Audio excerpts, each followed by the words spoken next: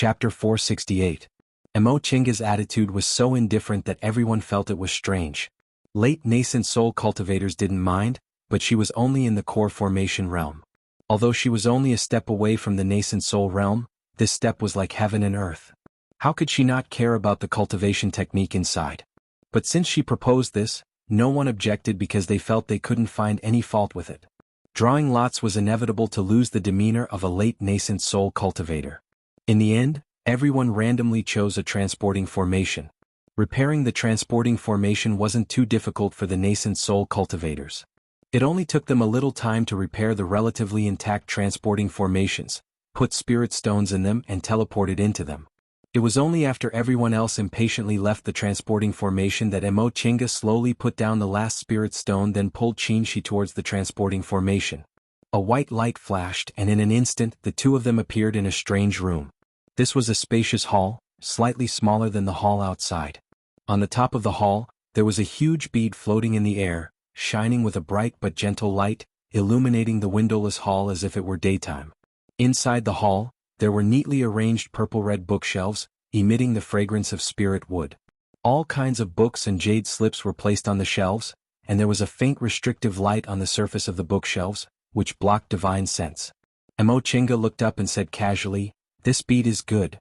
It's been so many years but it's still shining. If we take it back it'll be much better than moonstones." "Don't even think about it," Fu Yaozi said. "This bead is directly connected to the spirit vein here, which is why it hasn't been extinguished for more than 100,000 years. It'll be a waste if you take it." Mo Chinga wiped her sweat. She was just thinking about it casually. She sensed for a moment and didn't find any offensive restrictions around them. Feeling relieved, he turned around and asked, "Chinga, what are you planning? Which stacks are we in?" Mo Chinga showed a bitter smile and said, "Do you think I did it on purpose? In that situation what else could we do but retreat? They're all stronger than us." Qinshi was silent.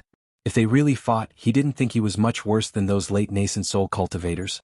However, those people had lived hundreds or thousands of years longer than him and had rich experience in fights of magical powers. He wouldn't be able to gain an advantage. However, it's really not a big deal. She smiled and said, "Of the 5 book vaults, choosing the first 2 would be a great advantage, but we don't lack cultivation techniques. No matter which one we choose, we won't lose anything." Qinshi thought about it and agreed. Both of their cultivation methods were inherited from the ancient times and even the primordial era.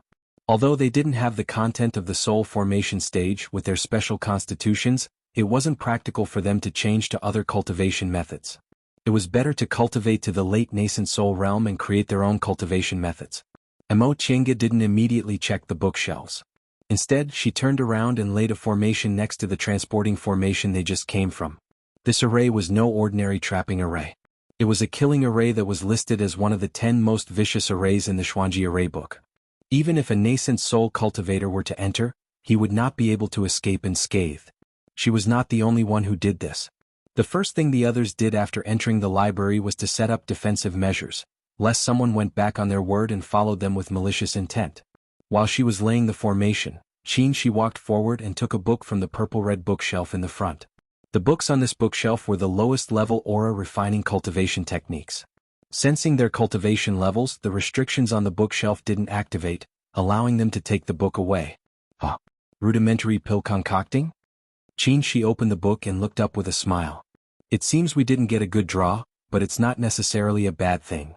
Spells of the 5 elements, cultivation techniques, martial cultivation path, miscellaneous knowledge of pills and tools, and notes on experiences. Among these 5 categories, the book vault containing spells of the 5 elements and cultivation techniques was naturally the most valuable.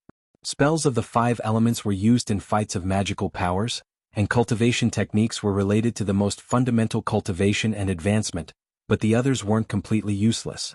Martial cultivation was a branch of cultivators. It was once glorious in the Middle Ages. Many Middle Ages sects had complete martial cultivation techniques, including sword cultivation, body cultivation, and so on. The value of this book vault was slightly lower than the other 2, but it was still quite useful. In the eyes of martial cultivators, this book vault was the most valuable. As for the other 2 categories, they seemed to be the least valuable at first glance, but they also had a chance to win the big prize.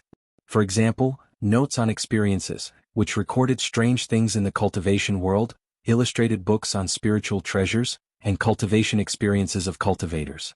If one could find a way to advance to the deification realm from these books, its value was likely to surpass the other two. As for miscellaneous knowledge of pills and tools, it might be dispensable for other people.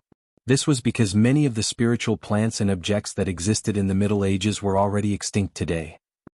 Without raw materials, even if one knew the methods of pill concocting and tool refining, one couldn't cook a meal without rice. This was also the reason why many ancient pill recipes lost their value. In this book vault, perhaps the valuable books were the ones that recorded talisman techniques and formations, but these were all side paths and were of no help in advancing to the deification realm. However, these were all relative to other people. For the two of them it was completely different. Because Mo Chenga had the virtual sky world. There were many extinct spiritual plants in the virtual sky world. Because of the lack of pill recipes, Mo Chenga could only let them grow and die on their own and couldn't use them. Those rumored spiritual plants were easy for her to obtain, so it would be much easier to collect the spiritual plants required for these ancient pill recipes. Even if some supplementary materials were missing, with the amount of spiritual plants in the virtual sky world and the two of them, they could try to improve them. This immortal palace was a great ancient sect that might have a great ascension cultivator, so it was very likely that it had peerless pill recipes for advancing to the deification realm. If they could really find them, they would be priceless treasures. Mo Chenga already knew what was stored in this book vault. When everyone chose the transporting formation, Fu Yaozi already told her. After arranging the formation, he walked over. How is it? This ancient pill concocting technique is no different from today's, right? Qin Shi read quickly and said with a smile, there's not much difference. However, although this book is only for beginners, it's very useful. There are some ancient books in the virtual sky world that we can't understand. This beginner's pill concocting book has detailed explanations for some basic techniques. That's a pleasant surprise. There were many ancient books left by the previous generation of cultivators in the virtual sky world, but because of the changes in the cultivation world, the two of them couldn't understand many of the contents. Even if they had pill recipes, they couldn't concoct some spiritual pills. Now, this beginner's pill concocting book just solved this fundamental problem. Upon discovering this, the two of them were overjoyed and began to immerse themselves in searching for useful books. The jade slip from the administrative department of Buddhist texts said that all the books in this book vault couldn't be taken away and could be copied using identity cards. The number of ancient books that could be copied was also different according to one's cultivation level. They didn't have identity cards, and there were complicated restrictions in this book vault that couldn't be copied directly. This restriction was related to the foundation of this book vault, so it should have been set up by the cultivators with the highest cultivation levels in this great ancient sect. It wasn't something they could break with their cultivation levels. Therefore, they could only use the stupidest method, forcibly take away the useful books. In this way, they had to act according to their abilities. It was impossible to take away all the books because breaking the restrictions wasn't a simple matter. The two of them discussed for a while and decided to break the highest level books first. There wasn't only one room in the book vault. At the end, there was a small transporting formation. After putting down a spirit stone, they could enter the next room. The first room contained aura refining books, the second room contained foundation building books, and so on. According to Fu Yaozi, he once entered a deification realm room. Although they were only one realm apart, the difference in strength was like heaven and earth. The restrictions inside weren't something they could break, so they could only give up. Therefore, when they reached the room containing nascent soul secret books, the two of them stopped and Qin Shi began to search.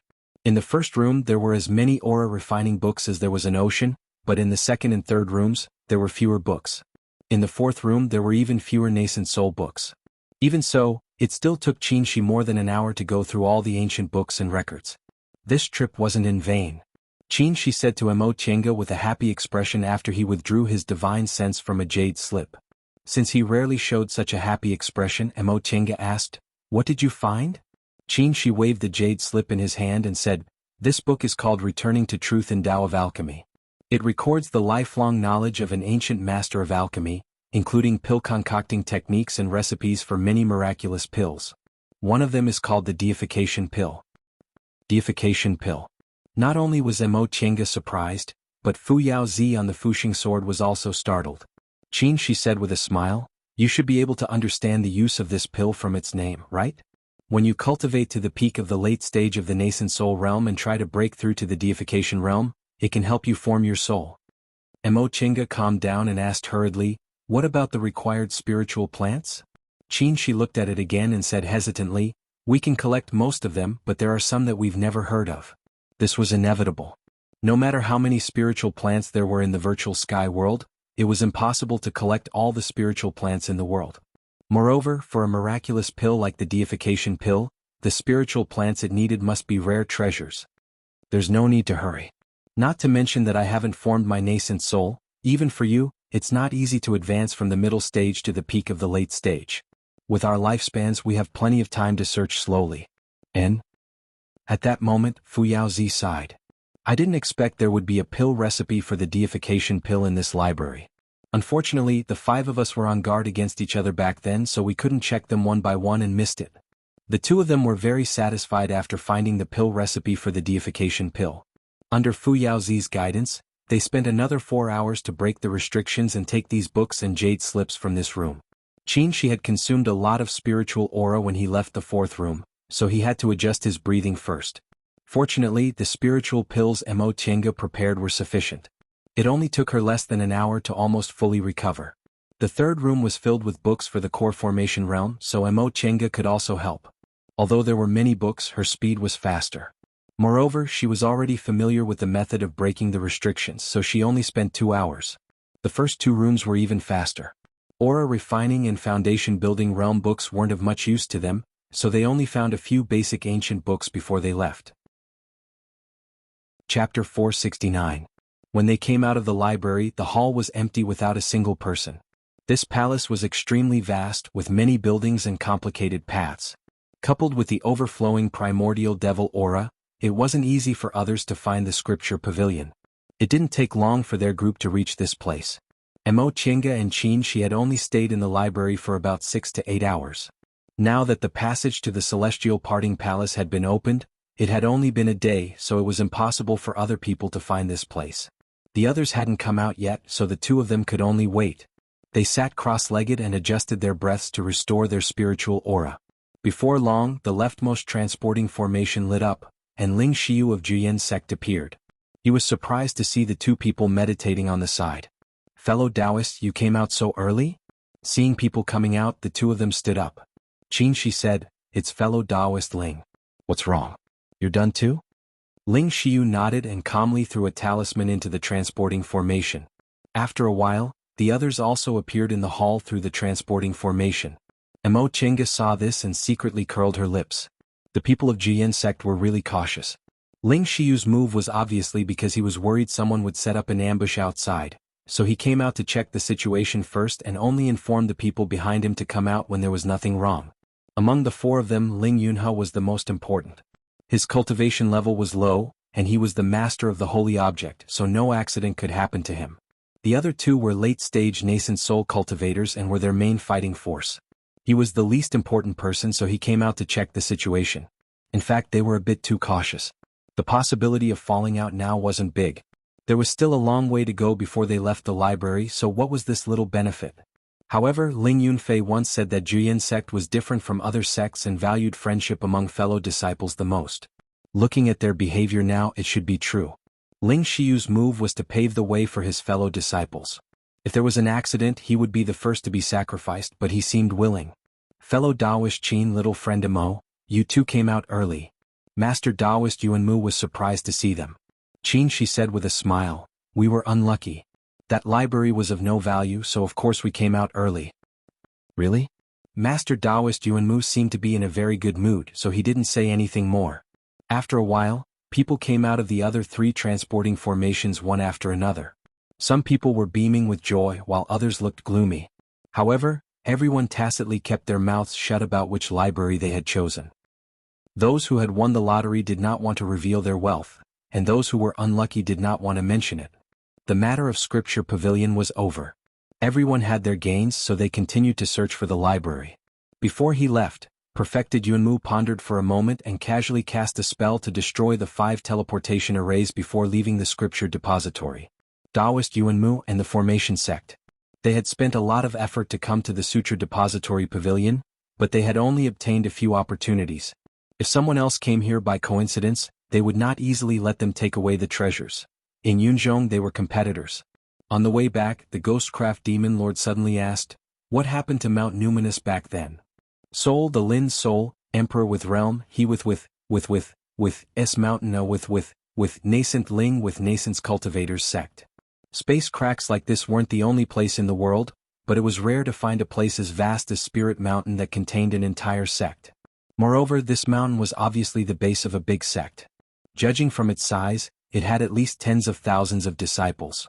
However, after they entered, they didn't find any trace of other people except for some corpses that had become refined corpses. Mo Chinga paused for a moment before she said, "Senior Fu Yaozi once speculated that this spiritual mountain was probably torn apart during the great changes in the world back then. At that time, the righteous path and the devil path were at war, and the human world collapsed. This great ancient sect also came to an end and only had a few disciples left. In the end, the world changed and they were buried here forever." Scholar Yu nodded and said, "Senior Fu Yaozi's conjecture is very reasonable. Only a powerful force from the upheaval of heaven and earth could tear apart such a huge spirit mountain." At this point he lightly tapped the folding fan in his hand and looked worried. He sighed and said, "Look at this immortal palace on Spirit Mountain. Back then this great ancient sect was so prosperous, but after the world changed, it turned into a dead city in the blink of an eye. In the eyes of the cultivators of this sect, we, the so-called top great cultivators, are insignificant. If we encounter the same thing one day we'll be like ants, unable to even struggle." In the end, Scholar Yu's voice became so soft that it was almost inaudible. Among them, which one of them didn't go through hardships to cultivate to the late stage of the nascent soul realm? In the eyes of the world, they were unreachable great cultivators in the late stage of the nascent soul realm who had the ability to move mountains and drain seas. However, in front of the laws of heaven and earth, they were nothing more than ants, so insignificant that they weren't even worth mentioning. Influenced by Scholar Yu's tone, the great cultivators all fell silent. Everyone carried their own thoughts and walked forward in silence. Inside this immortal palace, there were restrictions laid by unimaginably high-level cultivators and primordial devil aura that leaked out of nowhere. If they just walked inside it wouldn't be too dangerous. After all, this was a sect, not some dangerous place. The group of 12 people followed Mo Chinga for another half a day. They gradually left the pavilion and entered the mountain. When they could no longer see the pavilions, Mo Chinga finally stopped. "Seniors, we've arrived." Upon hearing her voice, all the cultivators looked up with puzzled expressions. When they looked up, there was only an ordinary mountain wall in front of them. There were no buildings or traces of formations.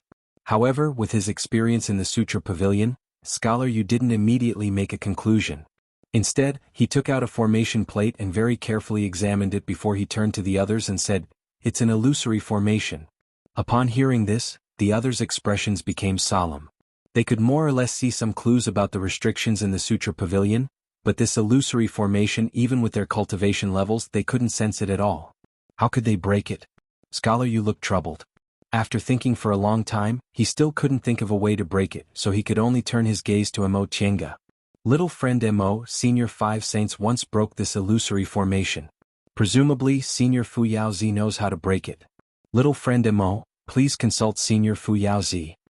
Mo Chinga naturally had no reason to refuse this request. If she couldn't break this illusory formation she wouldn't get any benefits. After Mo Chinga nodded in agreement, she stopped talking. Everyone knew she was communicating with Fu Yaozi, so they all waited quietly. After a while, Mo Chinga exhaled, looked up and said to Scholar Yu, "Senior, this illusory formation is incomplete."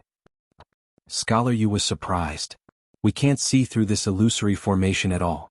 It's actually incomplete?" If that was the case, didn't that mean Senior 5 Saints' attainments and formations far surpassed theirs? Senior Fu Yaozi said this illusory formation was set up by an expert from this great ancient sect. If it was complete we wouldn't be able to see through it. However, when Senior 5 Saints came here, he found that this illusory formation already had a loophole after a long time, so he discovered the existence of the storehouse. Hearing this, the others looked happy. It would have been fine if they didn't know about it, but now that they knew there was a storehouse here, they couldn't enter it. It was really like entering a treasure mountain only to return empty-handed. That would be too depressing. But before Scholar Yu could speak, Mo Chinga continued, "Before we open the illusory formation, I'm afraid there are some things I have to clarify with seniors." Master Taoist Yuanmu narrowed his eyes and said in a deep voice, "Little friend Mo and Senior Fu Yaozi, please don't hesitate to state your conditions.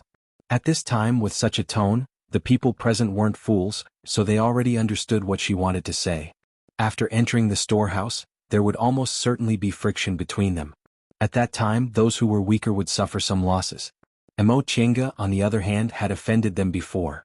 Now, although there were nascent soul cultivators by her side, her strength was inferior to theirs, so she naturally had to make a plan for herself. Of course, if her request wasn't too excessive, the great cultivators present wouldn't disagree. After all, she had put in a lot of effort along the way. If it wasn't for her, it would have been very difficult to find the scripture pavilion and the storeroom within 3 days. Emo Chenga said with a smile, "Seniors, I'm afraid you don't know, but this storehouse is a space-tearing technique. There's an independent space inside." "So, scholar," you asked. "The special thing about this space is that it's very stable. The flow of spiritual aura is almost stagnant, so medicinal pills and other things can be preserved for a long time." Master Taoist Yuanmu's eyes lit up. "So, there might be intact ancient medicinal pills inside?" "Yes," Emo Chenga said. Emo Chenga said, "Back then when Senior 5 Saints entered, there were indeed intact medicinal pills. This was also one of their fated chances. However, the characteristics of this space led to another problem." Scholar Yu narrowed his eyes and pondered. All of a sudden he took a deep breath. "It seems Senior Yu has already thought of it." "Correct." Scholar Yu's tone was heavy. "The spiritual aura is almost stagnant, and the space is very stable. In that case, the restrictions inside the storehouse are probably intact." "Exactly." Emo Chenga sighed and said, "The storehouse must have been set up by the top great cultivators of this distant past cultivation group. If it's intact with our cultivation levels, we can't imagine what we can do." Upon hearing this, the others' expressions changed. In other words, even if they broke the illusory formation outside, they couldn't touch the restrictions inside the storehouse at all. "Little friend Emo," revered Wu Ming said with a smile, "since Senior 5 Saints could take the treasures from the storehouse back then, there must have been a loophole they could exploit, right?" "Correct." Upon hearing this, Master Taoist Yuanmu's expression became a little better. "But I wonder what method they used?" "It's very simple," Emo Chenga said, "to get the storehouse identity card." Chapter 470. Identity Tablet. Master Taoist Yuanmu muttered to himself. If they had the identity tablet, they would naturally be able to enter the storehouse unimpeded and would be safe. However, this distant past era's big sect had been destroyed for more than 100,000 years. Where would they get the storehouse identity tablet? Every important item like the storehouse identity tablet was either kept in an important place of the sect with layers of restrictions or in the hands of important figures. They didn't have the slightest clue about this. "Little friend Emo, do you mean you know where the storehouse identity tablet is?" Demon Monarch Guifeng asked. "Yes." Emo Chenga didn't hesitate and straightforwardly admitted it, but she didn't continue. Everyone present was smart. They knew this was her bargaining chip. If things were really as she said, this bargaining chip was too important. No matter who it was, they would definitely raise the price. If it was before, Emo Chenga wouldn't have the capital to raise any conditions under the suppression of absolute strength. But now, she also had powerful nascent soul cultivators behind her, so her weight was much greater. She also had the confidence to raise her conditions. At least this time, Yu Shuxing couldn't say, "What qualifications do you have to talk about conditions?" Master Taoist Yuanmu said in a deep voice, "Little friend Emo, if you have something to say, please speak frankly." In any case, the weight of these late nascent soul cultivators wasn't small. This junior wasn't a fool and wouldn't speak without thinking. As long as the conditions weren't too excessive, they could accept them. Emo Chenga smiled. "Seniors, please don't blame me. Junior is just a bit timid. Being together with seniors is very stressful." Yu Shuxing narrowed his eyes and closed his folding fan. He asked, "You want to enter the storehouse alone?" To be exact, Junior wants to be the first to enter the storehouse. Under the sharp gazes of the nascent soul cultivators, Emo Chenga remained calm and didn't shrink back. For a moment, the nascent soul cultivators didn't answer. Everyone looked pensive. The first person to enter the storehouse would get the best treasures. There was no need to say more about the benefits. If she was alone, her tone would have been a bit too arrogant, but with Qin Shi here, Master Taoist Yuanmu couldn't help but glance at Qin Shi. Qin Shi's expression was calm as if he didn't care, but he was standing in a very good position to protect Emo Chenga. Master Taoist Yuanmu furrowed his brows, feeling a headache. How could it be so coincidental that fellow Taoist Qin arrived just before they entered the mystic area? If it was like before, even if this little friend Mo had Fu Yaozi's divine sense protecting her, she wouldn't have dared to make such a request. Previously, she had also said that she only wanted a share of the pie. However, things were different now. Of course, if all of them joined forces, it wouldn't be difficult for a mid-nascent soul stage cultivator, no matter how powerful his divine abilities were. But the problem was, in the face of benefits, they had to keep each other in check. How could they possibly join forces? Besides, killing a nascent soul cultivator wasn't easy. If one couldn't kill a nascent soul cultivator as well, there would be no end of trouble in the future. Therefore, even if there was enmity between nascent soul cultivators, it was very restrained. Little friend Mo, your conditions are acceptable. Demon Monarch Guifeng was the first to speak. Apart from Mo Chenga and Qin Shi, his relationship with the other three teams was the most estranged. Even though they usually coexisted peacefully and Taoism, Buddhism and Confucianism were considered the righteous path after all, but at critical moments, they were still opposing his devil path. Under this kind of situation he was suppressed by the other three teams and was more inclined to side with Mo Chenga. After a short pause he continued to say, however, if you're the first to enter, all the treasures in this storehouse will be taken by you. Won't we be at a disadvantage? But this kind of bias also had to ensure their own benefits. That's right. Yu Shuxing also said coldly, this condition is too difficult to accept. Seniors, don't be in a hurry to refuse, Mo Chenga said calmly. To tell you the truth, seniors, storehouse tokens aren't omnipotent. Each token can only allow one person to enter and exit at a time. At most, they can only take away one treasure. Seniors, how many tokens do you think this junior can take? And how many treasures can I take? How could the seniors have nothing to take from the storehouse of such an ancient sect just because the juniors had taken a few treasures first? I'm afraid when the time comes, seniors won't know what to pick. Are you serious? Master Taoist Yuan Mu asked cautiously. If each token could only take one treasure, this condition wasn't that big of a deal. Just as she said, no matter how bad it was impossible for this great ancient sect's storehouse to only have one or two treasures that were pleasing to the eye. That's right. If Senior Yuan Mu doesn't believe me, we can verify it after we get the tokens. If things were really as Mo Chenga said, this condition wasn't so difficult to accept. This way the two of them wouldn't be able to take many treasures. At most, they would immediately flee after leaving the storehouse to ensure their own safety. As for setting up an ambush outside, presumably, they wouldn't do such a stupid thing in front of 5 late nascent soul stage cultivators. Alright, I have no objections. The first to speak was actually Yu Shuxing. He was actually able to let go. His expression was calm, without the slightest bit of unwillingness. Master Taoist Yuan Mu and Master Taoist Tai Mian glanced at each other then slowly nodded. Since both sides agreed, needless to say Venerable Wuming and Devil Monarch Guifeng naturally agreed. However, before Mo Chenga could speak, Devil Monarch Guifeng beat her to it and said, wait. Little friend Mo, apart from using the tokens, is there really no other way to deal with the restrictions in this storehouse? This sentence sounded very simple on the surface, but in fact, it contained another meaning. If she hid some kind of trick and was the first to enter, the two of them would take all the treasures and immediately flee after coming out. In that case, wouldn't all of them be fooled? Mo Chenga understood, so she answered, if seniors don't believe me, you can break the illusory formation and see if the restrictions in this storehouse are as I said. They're simply unbreakable. Seniors, you're all top-notch great cultivators in the human realm. Needless to say, your attainments and formations need not be mentioned. Even if the senior 5 saints back then were much more powerful than all of you, they still wouldn't be able to break through the restrictions of their realms. After hearing what she said, everyone was silent for a while. Mo Chenga's words weren't unreasonable. The gap between the nascent soul realm and the deification realm was very clear to these old monsters who had lived for thousands of years. The lower their realms, the smaller the gap between the two realms.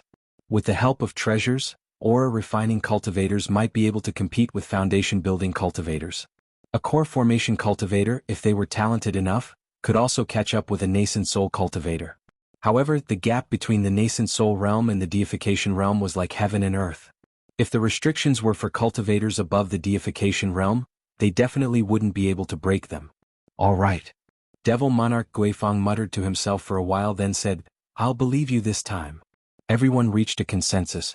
Mo Chenga said, Senior 5 saints searched for ancient books and records in this sect. During the Great War between the righteous path and the devil path, The elders all had several storehouse tokens in their hands as rewards for their disciples. In the end, those elders couldn't escape the calamity and were buried in the immortal palace. We only need to find the corpses of the elders of this sect and we'll be able to find the storehouse tokens. How are we going to identify them? Yushushing asked. Moreover, since they were elders, their cultivation levels must be outstanding. Those refined corpses we encountered earlier were at most in the nascent soul realm, but they were already so hard to deal with. If those elders also turned into refined corpses, Senior Fuyazi said that the immortals' caves of these elders were independent of the small peaks. Seniors, please take a look. Most of the independent peaks around us have immortals' caves of the elders. Mo Chinga paused for a moment then continued to answer. Junior doesn't dare to say that those elders didn't turn into refined corpses. However, this is definitely a minority. Seniors, you must know better than Junior how coincidental the formation of naturally refined corpses is. In short, if they happened to find elders who turned into refined corpses, they could only consider themselves unlucky. Master Taoist Yuan Mu nodded. It seems Senior Fuyazi already told little friend Mo about this. Presumably, based on this senior's character, he wouldn't play tricks on us, the younger generation from 100,000 years later. He then turned towards Mo Chinga. Little friend Mo, in that case should we split up and look for the tokens? Mo Chinga smiled and said, Junior doesn't dare to decide this. Seniors, you can do whatever you think is appropriate. Upon hearing what she said, the several nascent soul cultivators couldn't help but criticize her in their hearts. Along the way, did she not decide many things? Relying on Fuyazi's support, she didn't hesitate to order them around. Unfortunately, they didn't have much information, so they had to listen to her. Now that this matter was right in front of them, the more tokens they could find, the more treasures they could obtain. This was something they absolutely couldn't share with others. Their group had so many great cultivators with amazing divine abilities. If a dispute arose, it would be difficult to handle. Splitting up to look for tokens was the most suitable method. As for Mo Chinga, they already had no need to worry about her. If she had a way by herself, she wouldn't have brought so many people to the storehouse. At most, she would have just taken advantage of the situation. This was unavoidable. Who told her to have the best fated chance and run into Fuyazi? If she really obtained an amazing fated chance, it wouldn't be too late for them to make a move then. Everyone quickly reached an agreement. After asking about the characteristics of the tokens and setting a time to meet, they all left. Out of the 3 days, 1 day had already passed. There were only 2 days left. Everyone had their own thoughts, but they all tacitly agreed to stay for 1 day to deal with their personal matters, so they agreed to meet here 1 day later. Once the others were far away, She couldn't help but ask, Chinga, are you really? After being separated for 50 years, now that they met again, he realized he could no longer see through her thoughts at first glance, and he also didn't need to give her pointers one by one. In the past 50 years she had grown a lot. From her cultivation level to her behavior, she had the demeanor of a high-level cultivator. In front of these late nascent soul cultivators, she always maintained her composure and was neither servile nor overbearing. This was a good thing, he thought. The current Mo Chinga was only 1 step away from the nascent soul realm. As long as she advanced to the nascent soul realm, she would be able to stand shoulder to shoulder with him. As dual cultivation partners, the closer their cultivation levels were, the longer they could stay together. A mysterious smile appeared on Mo Chinga's face along with a rare playfulness. She winked at him and said, I didn't lie at all, but... She had to hold something back to live up to the fated chance given to her by the heavens. Who told her to be so lucky to obtain the life revival sword and Fuyazi's inheritance? Then what are we going to do next? He asked. He was very curious about what she was hiding. Of course we're going to look for tokens. Mo Chinga smiled. I'm telling the truth. Chapter 471. It was easy to say but difficult to find the tokens for the storehouses in the Immortals' caves on the surrounding small peaks. Because there were Immortals' caves on the small peaks, it wasn't hard to find them. Although there weren't many cultivators who entered the Immortal Palace, there were still a lot of them. If they ran into each other, there would inevitably be some conflicts. In the face of fated chances, the friendship of inviting them to a grand meeting was not worth mentioning. Besides, the 3 groups had been forced to announce the secret space in the Sea of Returning Ruins. How could those old and shrewd cultivators be grateful to them? Previously, when they entered the Immortal Palace, they had already given them face. As he followed the 3 elders, Ling Yunhe pondered for a long time and finally asked, Martial uncles, great-grandfather, do you really believe what fellow Taoist Mo said? Upon hearing his question, Master Taoist Yuanmu tilted his head to look at him and said meaningfully, "You've finally lived up to our expectations of you by asking this question." Ling Yunhe was startled. Seeing this, Ling Xiu patted his shoulder with a smile and said to Master Taoist Yuanmu, "Senior Martial Brother Yuanmu, there's no need to worry about my boy's Tao heart." Master Taoist Yuanmu also smiled but didn't say anything. He said to Ling Yunhe gently, "Cultivation is not easy. At our realm we have to cherish our lives even more. Even if there are benefits in front of us, we have to make trade-offs." That junior might not have nothing to hide, but as she said, with her realm in front of her, there are some things she can't deceive even if she wanted to. Without real benefits, there's no need to push her too hard. After all, she's not alone now. Besides, you know what our biggest goal is, Master Taoist Iron Mask said indifferently. Ling Yunhe was slightly startled, but then he nodded cautiously. Decades ago, when the Heavenly Demon Tower appeared, he already knew what kind of secret the Juyin sect's founder left behind. Later, when the 5 holy objects appeared one after another and he obtained the Soul Restraining Pearl's recognition, he finally entered the core of Juyin sect as a core formation cultivator. The matter of the Sea of Returning Ruins couldn't be lost. The fated chance left behind by the founder was related to the rise and fall of Juyin sect for thousands or even tens of thousands of years. It was precisely because he knew how important this matter was that he very well put away his petty thoughts and simply stood in the position of the Juyin sect's leader to handle matters. He had thought that no one would know about his little thoughts, but it turned out that even the elders knew about it. He could honestly admit that after their trip to Carefree Valley that year, he already regarded Mo Qiange in a new light, so he didn't want to oppose her and tried his best to leave her a way out. But that was all. This was a strange feeling. He had once thought about it carefully. Perhaps the title of genius that he had carried on his back since he was young was too heavy. Even his best friends and closest brothers were unable to share his burden and even turned against him in the end. Mo Qiange, on the other hand, was very sharp and reliable. She could always see everything clearly, but she never said anything. Just as he had said, she was a person who could not be bullied. She was a safe person, a person who could make him relax. If she had been a man, he would certainly have taken her as a confidant, but she was not. So he began to have some ideas. This was because the path of cultivation was too lonely. Regardless of whether it was a close friend or a Tao companion, they were both rare and precious. However, a close friend would not last as long as a Tao companion. However, all of this was not important. It was not only because she already had a Tao companion, but also because he realized that there was a difference between them in the end. Ling Yunhe was now the head of Juyin sect. In the future he would be the pillar of Juyin sect. He had to support the sect and lead countless disciples. As for Mo Qiange, she might also have an illustrious master in the distant outer endless sea, but obviously even if she had a master, she was more inclined to pursue the path to immortality. Therefore, on the path to immortality she walked faster and more freely than he did. After understanding this, he felt relieved. They were not suitable people even without Qin Shoujing. His little thoughts were because he was lonely, but on the path of cultivation who wouldn't be lonely? What he needed was to cultivate his mental state, not to find a Tao companion. Thinking of this, Ling Yunhe smiled softly. Perhaps, from another perspective, he should thank Mo Qiange. This feeling of sudden enlightenment made his mental state have a breakthrough. Now that things had come to this, Mo Qiange might not necessarily be unable to be friends with him, but there was no need to force her. If there were no conflicts of interest on this trip, maybe when they met again in the future they could be bosom friends, but if there were conflicts, Master Taoist Yuanmu, who was about to fly to a lone peak, suddenly stopped and frowned. Someone's here. At this time, Mo Qiange and Qin Shi were running on the mountain road. Their destination was obviously not those immortals' caves built on independent peaks. In this immortal palace, there weren't many lone peaks suitable for building immortals' caves, and every one of them was very obvious, so there would definitely be people fighting for them. The temporary passage to enter the immortal palace was very dangerous. Not many cultivators could pass through, but at least those in the late nascent soul stage were included. In addition to Master Taoist Yuanmu and the others, there were also 6 late nascent soul cultivators, as well as other middle stage or early stage nascent soul cultivators with amazing divine powers. There were more than a dozen groups. After entering the immortal palace, most of these groups, except for those who were unlucky, could find these lone peaks. An independent peak with a good spiritual aura was obviously a suitable place to build an immortal's cave.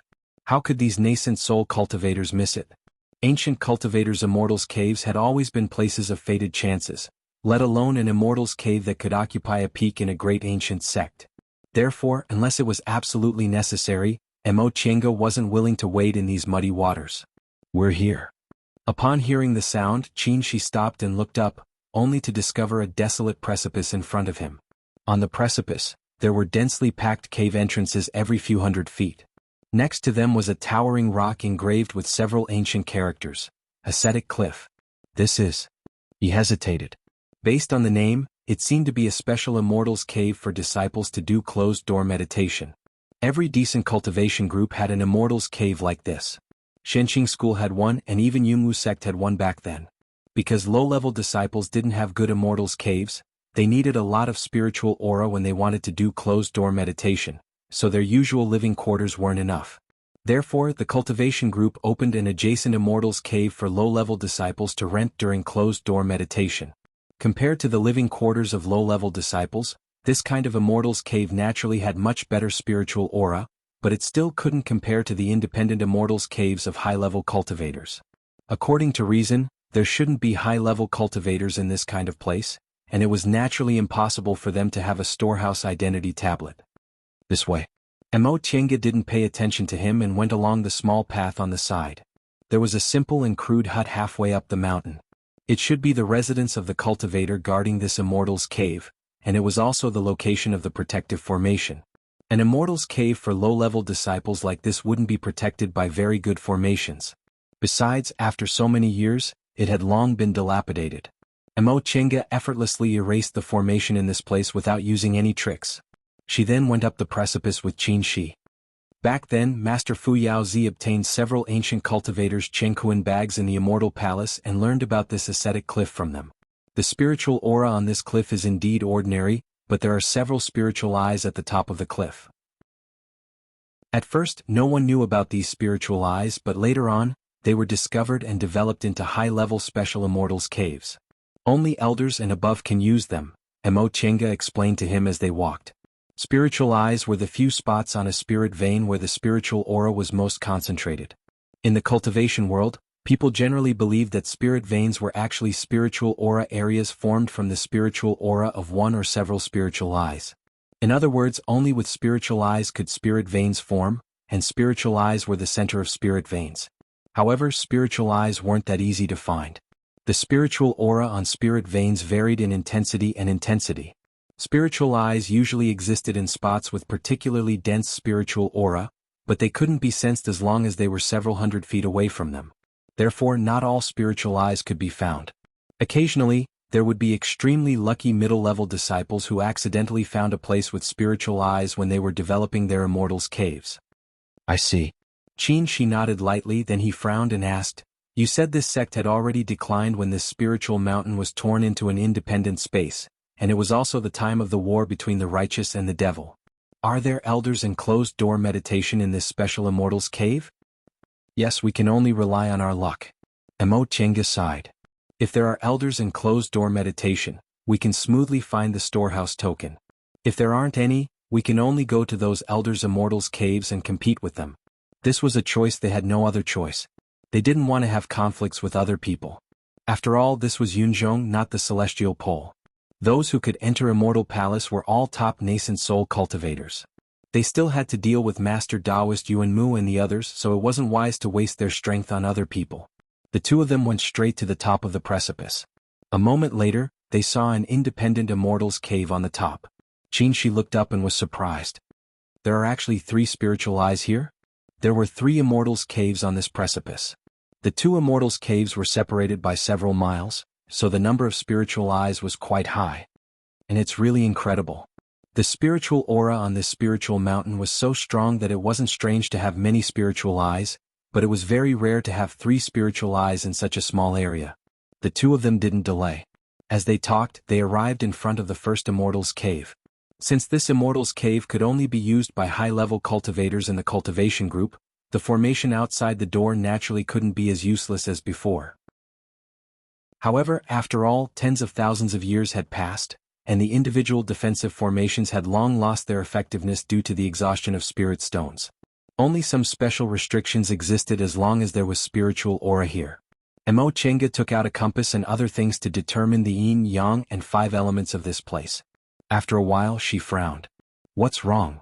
Qin she asked with concern. Is it very hard to crack? Mo Chenga put down the compass, her expression alternating between joy and worry. This restriction is more like a mechanism than a formation. It seems there's a technique of mechanisms in this great ancient cultivation group. Technique of mechanisms? Qin she was shocked. He naturally knew what the technique of mechanisms was. It was a unique skill that used various spiritual objects and crystals to make puppets or machines with exquisite means to obtain power similar to that of human cultivators. At first glance, the technique of mechanisms was very similar to the technique of puppetry. However, the technique of puppetry in the cultivation world was like refining corpses. It required living people or living creatures. Moreover, to control a puppet, one's own strength must be higher than the puppet's.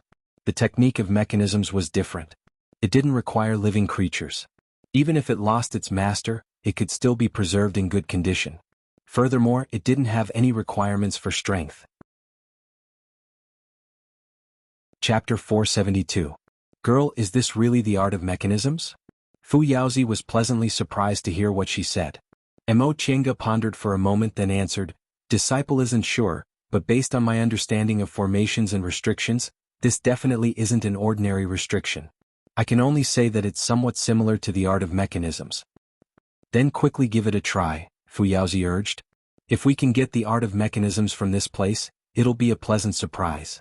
Back when she was in the foundation building realm, Mo Chenga once witnessed the wonders of the art of mechanisms in Wanderer Ziwei's Immortal's Cave.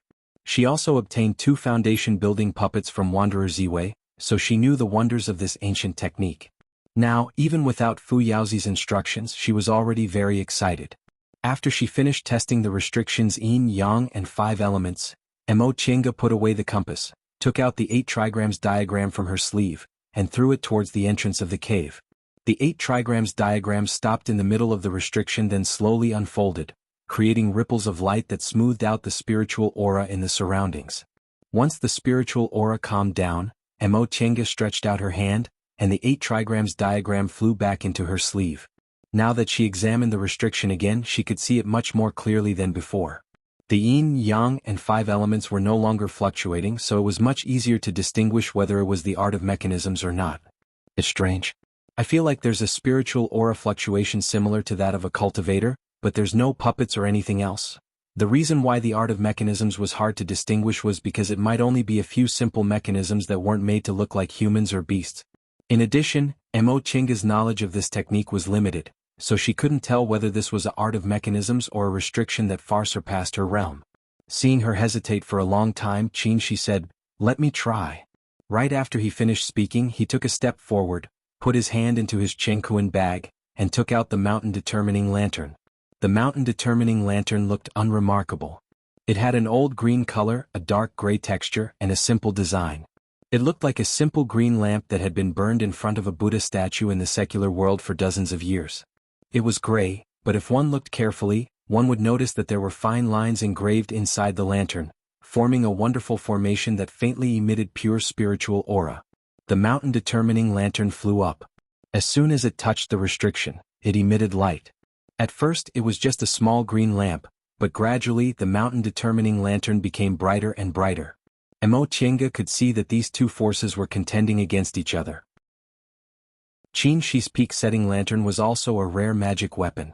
Magic weapons that could break restrictions were rare to begin with. Besides, this was a spiritual treasure he found in a secret place, so it was a top-grade magic weapon. Therefore, although he wasn't proficient in formations with this lantern, ordinary restrictions couldn't stop him at all. The peak transcendent lantern shone brightly. The spiritual qi in the seal began to tremble as if it would be repelled in the next moment. Suddenly there was a buzzing sound. The spiritual qi surged and formed a light screen, blocking the peak transcendent lantern. Upon seeing this, Qin Shi formed an incantation gesture. The peak-determining lantern suddenly spun, driving the spiritual aura in the surroundings to form a vortex that collided with the light screen. Qi. A sharp tearing sound was heard. The light screen shook a little and several ripples appeared on it. Seeing this, the 2 of them looked delighted. Qin Shi directed the mountain-determining lantern to crash into the light screen even more attentively. After several collisions, a loud boom was heard. Under the impact of the peak transcendent lantern, the light screen suddenly broke. The light screen flickered then disappeared in a flash. It's done. Mo Chenga was about to step forward when she suddenly felt a spiritual aura fluctuation. She instinctively sensed danger, so she took a step back. Muffled sounds of friction were heard at the same time. Two huge stone balls flew out from both sides of the Immortal's cave and attacked the peak transcendent lantern. Qinshi was startled.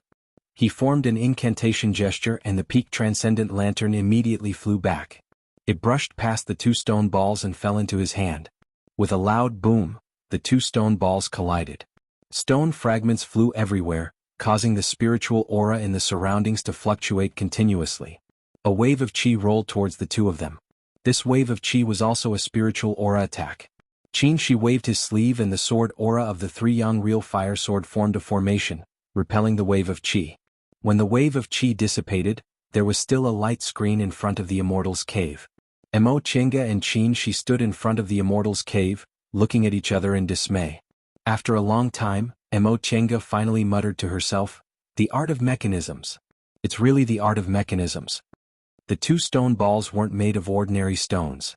They were a rare stone called broken jade stone, which was extremely hard.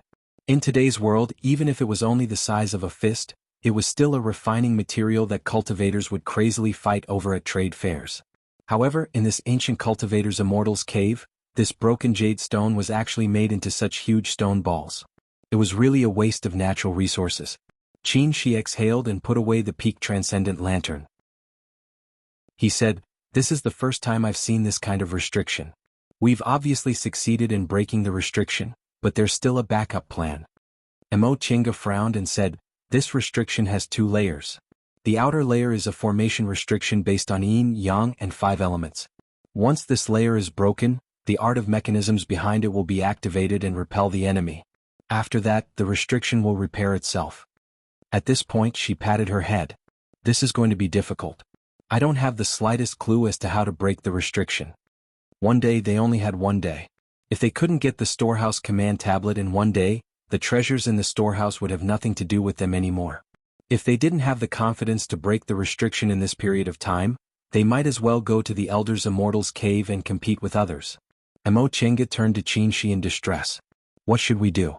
Should we try our best here or give up and go to another Immortal's cave?" Qinshi deliberated for a while. Just as he was about to speak, his eyes suddenly lit up. "Look, this restriction." Mo Chenga once again looked towards the entrance of the Immortal's cave. She was pleasantly surprised. This. Just now the restriction seemed to have been restored, but that wasn't the case. In just a short while the light curtain had weakened a lot. All right. Mo Chenga suddenly understood. Self-restoring restrictions usually repair themselves slowly over a long period of time. It's impossible for them to restore all their power in an instant. In fact, the outer layer of the restriction was already broken by the peak transcendent lantern. The one that was restored later was just to fool us. As she spoke, she once again took out her compass. Right now, this restriction hasn't recovered much of its power, so it won't be difficult to break it. As for this mechanism technique, it doesn't seem to be very powerful. Seeing that she was once again focused on breaking the formation, Qinshi smiled and sat cross-legged on the side, regulating his breath and keeping his guard up. The peak transcendent lantern had broken the first restriction, but its subsequent restoration couldn't be considered very powerful. At the very least, it hadn't broken through to the nascent soul realm. Mo Chenga pondered for a long time, then took out a bunch of formation-breaking tools from her bosom. Several formation flags formed a formation diagram at the entrance of the Immortal's cave. When the last formation flag was inserted, Mo Chenga made a hand seal. The formation flags suddenly lit up and eventually formed a light ball. Soon after, she let out a soft shout. The light ball flew up and hit the light curtain. Swish. This time there wasn't even a stalemate. The light curtain was broken without a sound. After waiting for a while, the subsequent mechanism technique didn't activate and the restriction wasn't restored immediately. Mo Chenga heaved a sigh of relief. The first layer can be considered broken. Qinshi had already stopped regulating his breath when she started breaking the restriction. At this moment he asked, "What about the next mechanism? Do you have any ideas?"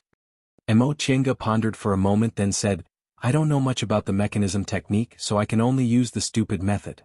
She took out the two stone sculpture dolls from her Qingquan bag and used her divine sense to control them, then walked towards the Immortal's cave. These two dolls were given to her by Wanderer Ziwei. They were also made using the mechanism technique, but their realms were a bit low. All these years, they'd been handling the miscellaneous matters in the Immortal's cave for her. The advantage of using these two dolls was that they were incomparably sturdy and had no consciousness. Even if they were broken, she could still repair them when she learned the mechanism technique in the future. If she used other living creatures to test them, for example, those three spiritual beasts, she reckoned they wouldn't be able to return.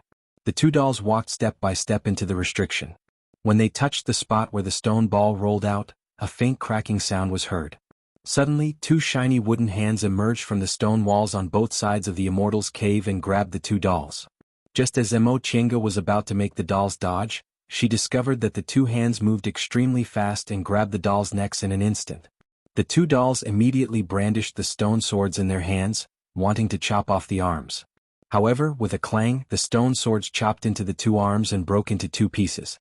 This time, Qinshi couldn't sit still anymore. These two hands seemed to be made of wood, but they were actually even harder than the dolls' stone swords. He knew that although these two dolls were only in the foundation building realm, the materials they were made of were extraordinary. Even ordinary magic weapons would have a hard time injuring them. Emo Chinga was stunned for a moment. She watched as the two hands exerted force and the stone sculpture dolls broke into two pieces, separating their heads from their bodies. After the two dolls were severed, the two hands retracted back into the stone walls and disappeared without a trace. After a while, Emo Chinga finally regained her senses. She sighed and used her spiritual aura to roll the two corpses into her Qingquan bag. She didn't expect that these two dolls, who'd been with her for so long, would be so easily destroyed. Don't be stupid. At that moment, Fu Yaozi's voice rang in her mind. The so-called mechanism technique is used to make dolls and instruments that have the same cultivation level as cultivators. Furthermore, the higher the level, the rarer the materials used. Those two dolls of yours are only in the foundation building realm. Isn't it ridiculous to use them to test them? Emo Chinga was stunned for a moment before she started to understand. In the past, she relied on the fact that the two dolls were made of special materials and were difficult to damage, so she often used them to test formations. However, she forgot that formations only had spiritual aura fluctuations caused by yin, yang, and 5 elements. Mechanisms, on the other hand, had physical bodies like dolls. Master. She felt very ashamed.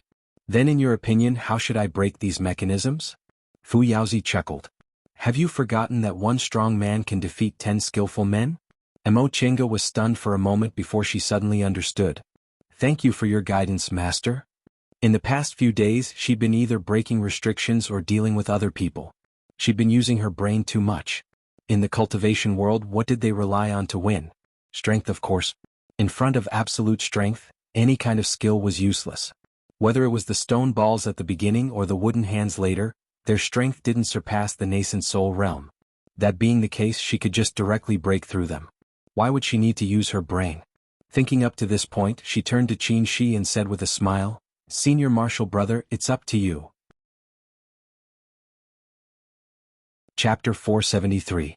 The 3 Yang Real Fire Sword transformed into sword auras and formed a formation, emitting a powerful aura. Qin Shi refined this sword when he first formed his gold core and kept it in his dantian for nearly 200 years. He also often refined it with precious materials, so its power was extraordinary. Hundreds of streaks of sword chi swept towards the stone door with an astonishing aura. With a loud boom, the 2 stone balls on the stone walls on both sides of the cave once again rolled out, but they were struck down by the sword auras one after another. Seeing this scene, Emo Chinga secretly sighed in relief. Fortunately, this mechanism wasn't too advanced.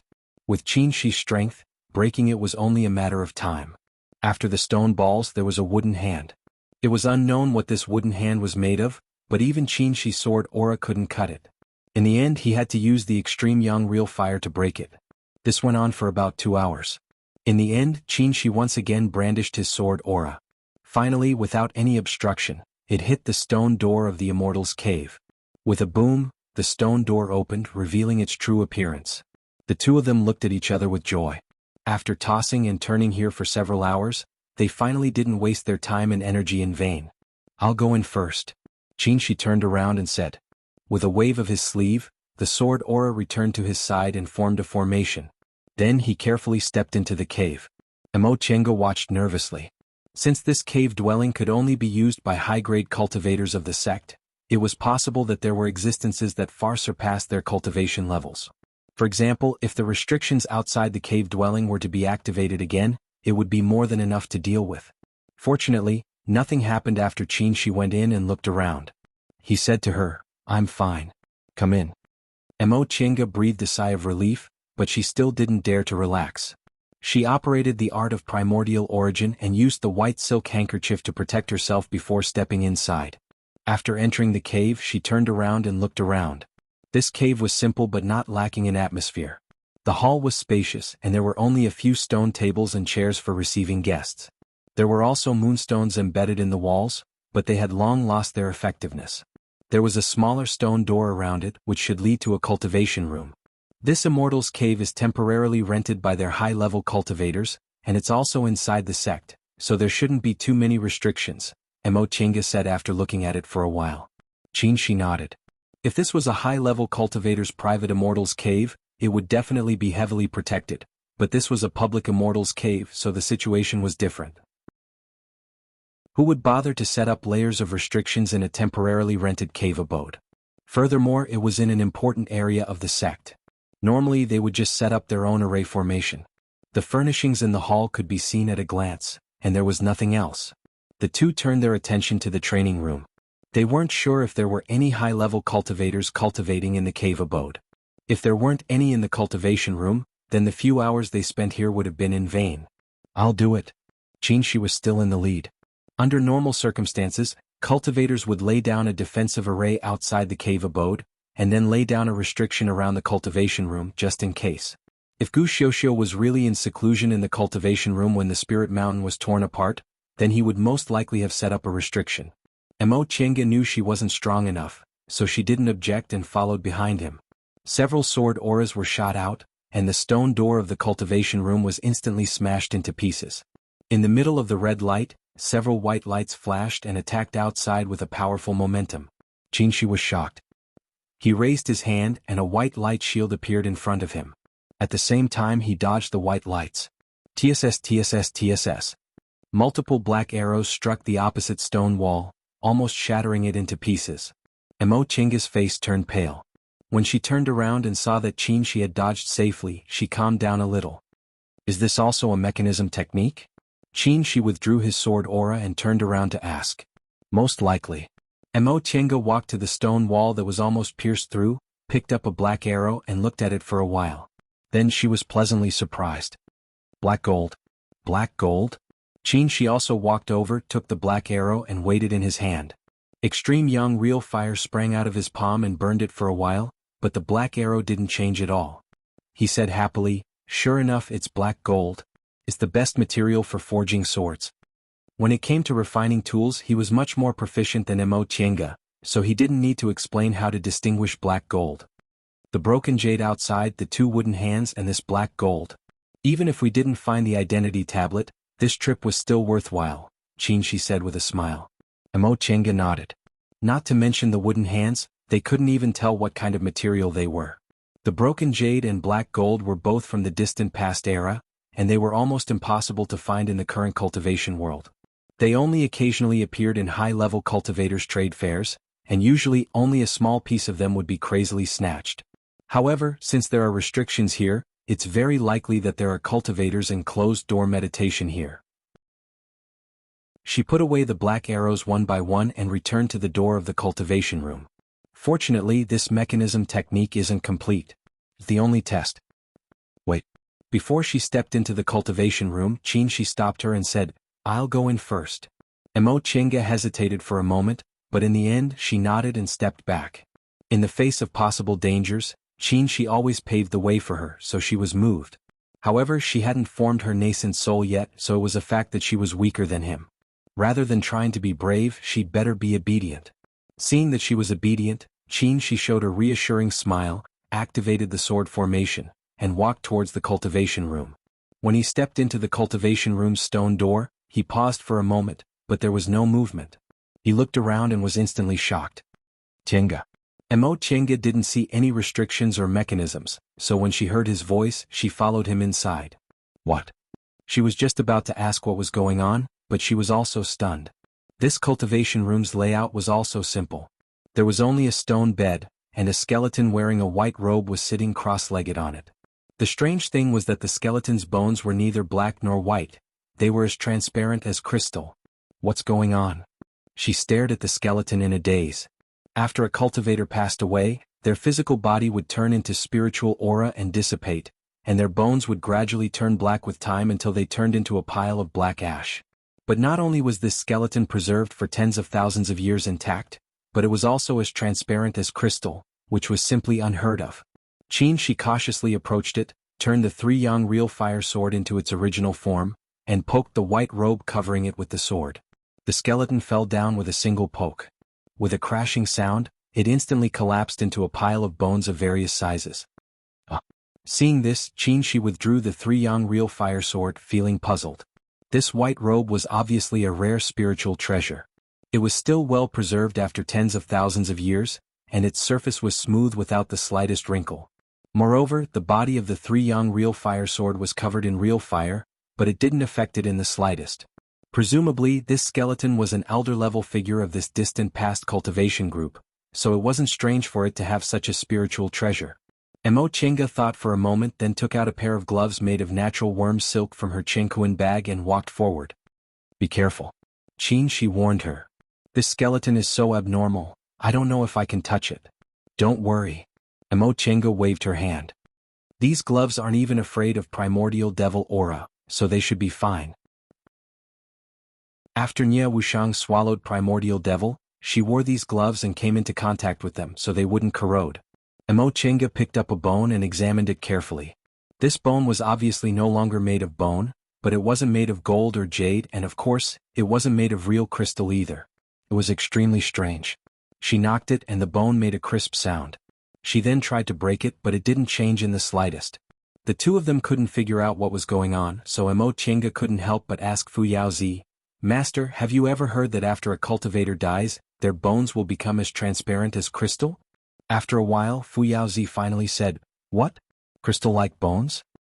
Master, you don't know? What were you doing just now?" Mo Chenga was surprised. This master had always been paying attention to the surrounding situation, so why didn't he know what was happening outside this time? Fu Yaozi paused for a moment, then said, "Master's divine sense is a bit weak, so I was just resting." Mo Chenga was shocked to hear this. "Master, at most I'll be able to hold on for a month or so before my divine sense dissipates," Fu Yaozi said faintly. "Alright, let me see what's going on." Mo Chenga felt the Fuxing sword's divine sense flowing out and circling around the crystal bone. After a long time it finally withdrew. "From what I can see, the reason why this person's bones are abnormal after he died should be because he cultivated a kind of strange cultivation technique." "Cultivation technique?" "Correct," Fu Yaozi said. "Look around and see if there are any storage-type magic weapons in the surroundings." Mo Chenga swept her gaze around and saw a simple and unadorned silver ring on the skeleton's hand. She put the bone down and took off the silver ring. "An Chenkuan ring?" She looked happy to see this item. Legend has it that Chenkuan rings were storage-type magic weapons used by ancient cultivators and were much more advanced than Chenkuan bags. Unfortunately, the method of refining them has long been lost. I didn't expect to see the real thing today. The method used to refine Chenkuan rings is the space-tearing technique, so they're also called shumi rings. How can Chenkuan bags compare to them? Fu Yaozi said after hearing Shi's words. Unfortunately, Shi couldn't hear him. Mo Chenga tried to pour her spiritual aura into the Chenkuan ring and easily opened it. A pile of things came out with a clattering sound. "Don't." Fu Yaozi stopped her too late. The things were already piled up, so Mo Chenga hastily cut off her spiritual aura and closed the Chenkuan ring. Fu Yaozi sighed. Think about it. Which high-level cultivator doesn't carry several Chenkuan bags with them? If all the things in these Chenkuan bags were put into Chenkuan rings, how many would there be? If you pour them out like this, I'm afraid you'll fill the whole room. Mo Chenga scratched her head. She knew she did something stupid again. Wasn't Shi here? Of course she wanted to pour them out and look at them together. But you guys really made a profit. Since this skeleton is an elder-level figure of this big ancient cultivation group, he's at least in the deification realm. You guys really became rich overnight after obtaining his Chengkuan ring. Fu Yaozi was both envious and jealous. Master also saw an Chengkuan ring back then, but it was divided among 5 people. Mo Chinga smiled and said, although Master only got 1/5 of it, he entered the deification realm in one go. Why are you still jealous of us? Fu Yaozi snorted and didn't say anything. Looking at the pile of things on the ground, Mo Chinga pulled Qin Shi and said, Senior Marshal Brother, quickly look around and see if there are any identity tablets. Chapter 474. The 2 of them buried their heads and searched for a while. Sure enough, they found 3 pitch-black tokens. The tokens were made of neither gold nor wood, and there were faint strange restrictions on them. This is it, Fu Yaozi said, you're lucky to find 3 of them at once. Mo Chinga didn't expect things to go so smoothly. They found tokens in their first cave, and there were 3 of them at that. She said happily, thank you for your guidance, Master. Fu Yaozi didn't say anything. Maybe he was even more jealous. When he and the other 4 people entered the Immortal Palace, they went through a lot of trouble to get 1 token. They were lucky to get the treasures of an ancient cultivator without any harm. After putting away the tokens, the 2 of them roughly counted the items in the universe ring. The ancient cultivator who turned into a crystal skeleton was indeed a deification cultivator. There were many treasures beyond the nascent soul realm in the interspatial ring. Unfortunately, too much time had passed, so the spiritual herbs and medicinal pills had long lost their medicinal properties. Fortunately, the interspatial ring was independent and the spiritual aura was stagnant, so most of the refining materials and magic weapons were intact. These are all high-grade spirit stones. Qin Shi picked up a spirit stone bag. Ancient cultivators were really rich. There are at least tens of thousands of high-grade spirit stones here. The whole Immortal Palace is made of high-grade spirit stones. Presumably, high-grade spirit stones weren't rare in the Middle Ages. Qin Shi nodded in agreement. The next moment he said in surprise, Chinga, look. Mo Chinga turned around to take a look. She was also shocked. This is... In Qin Shi's hand lay several colorful, sparkling and translucent jades. Each piece was surrounded by spiritual aura visible to the naked eye and reflected rainbow-like colors. After looking for a while, she cried out involuntarily, are these crystal jades? The appearance of these jades was very similar to the crystal soul jade she exchanged for in Kuanzhong City, but their quality was better. Each one was bright and sparkling without the slightest flaw. Crystal jades were a kind of jade that could store spirit stones in the Middle Ages. Genuine ones were called crystal jades, substandard ones were called crystal stones, and defective ones were called crystal soul jades. Compared with spirit stones, crystal jades not only contained a lot of spiritual aura, but their spiritual aura could also be slowly replenished after it was consumed. After the upheaval, crystal jades had almost disappeared. Even crystal soul jades could only be found by chance. Nowadays, if a cultivator obtained a crystal soul jade, they would usually embed it into a magic treasure. That way, the magic treasure could automatically recover spiritual energy. Although it was slow, in a battle of magical powers, a little more spiritual energy could affect the outcome of the battle. The quality of the crystal jades in front of them was so good that their effects would definitely be 100 times better than the crystal soul jades. In the current world of cultivators, each of them would fetch a sky-high price. Most likely. Qin Shi poured out all the crystal jades he had. There were actually several hundred of them. Even though he had seen so many treasures, he still found it hard to breathe. After calming himself down, he said with a smile, although the resources of the ancient times are slightly inferior to those of the immemorial times, they still can't be underestimated. Their high-grade spirit stones can be used to build immortal palaces. I presume that the high-grade cultivators used crystal jades to trade. Mo Chinga pressed her hand on her chest to calm her breathing. She beamed with joy and said, Master Fu Yaozi was right. We really got rich overnight. After seeing so many crystal jades, the 2 of them were prepared to look at the other treasures, so they were no longer shocked. Soon after, the 2 of them found a jade slip among the miscellaneous items. The jade slip recorded a cultivation technique called Ice Heart Jade Bone Technique. Fu Yaozi guessed correctly. The bones of these ancient cultivators were crystal-like because of the Ice Heart Jade Bone Technique.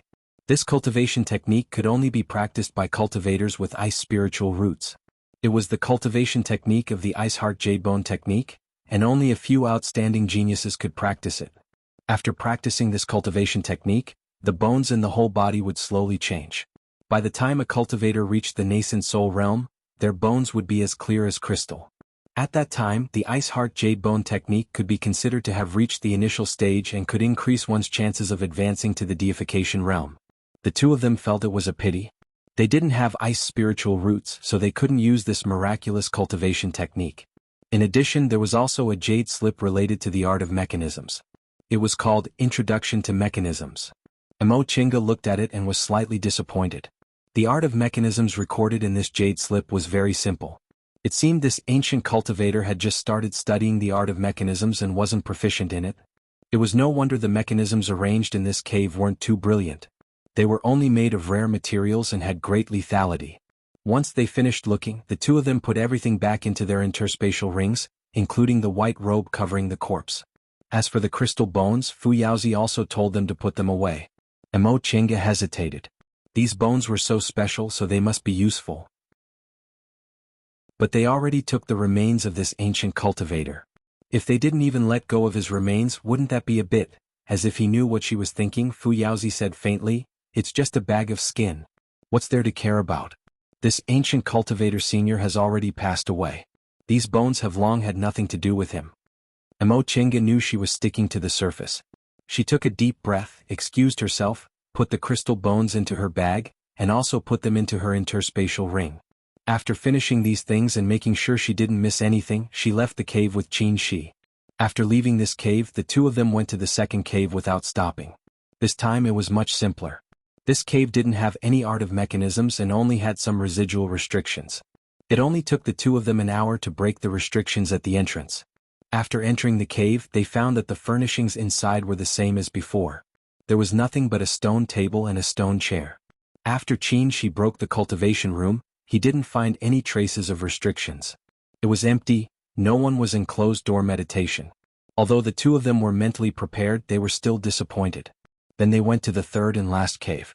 "Something's wrong," Qin Shi said with a frown before breaking the restriction. "What's wrong?" Emo Chinga was laying formation flags, preparing to break the restriction. "There's a strange aura inside," Qin Shi said. "Be careful." Emo Chinga nodded. There was a gap in their realms. Qin Shi's divine sense was stronger than hers, so he was more sensitive to danger than her. After pondering for a moment, she arranged another restriction around the formation flag used to break the formation. The restriction-breaking formation was activated, and the light screen in front of the cave flashed. Qin Shi stepped forward, gathered his sword aura and hit the stone door. With a loud bang, the stone door was smashed into pieces, and a gust of black aura gushed out. "Be careful." Qin Shi pulled Emo Chinga and quickly retreated. "Primordial Devil Aura." Emo Chinga gasped. Without thinking, she reached into her sleeve and took out the Lotus Elemental Umbrella. Fortunately, she had set up an additional restriction earlier. The Primordial Devil Chi was blocked and not much of it leaked out.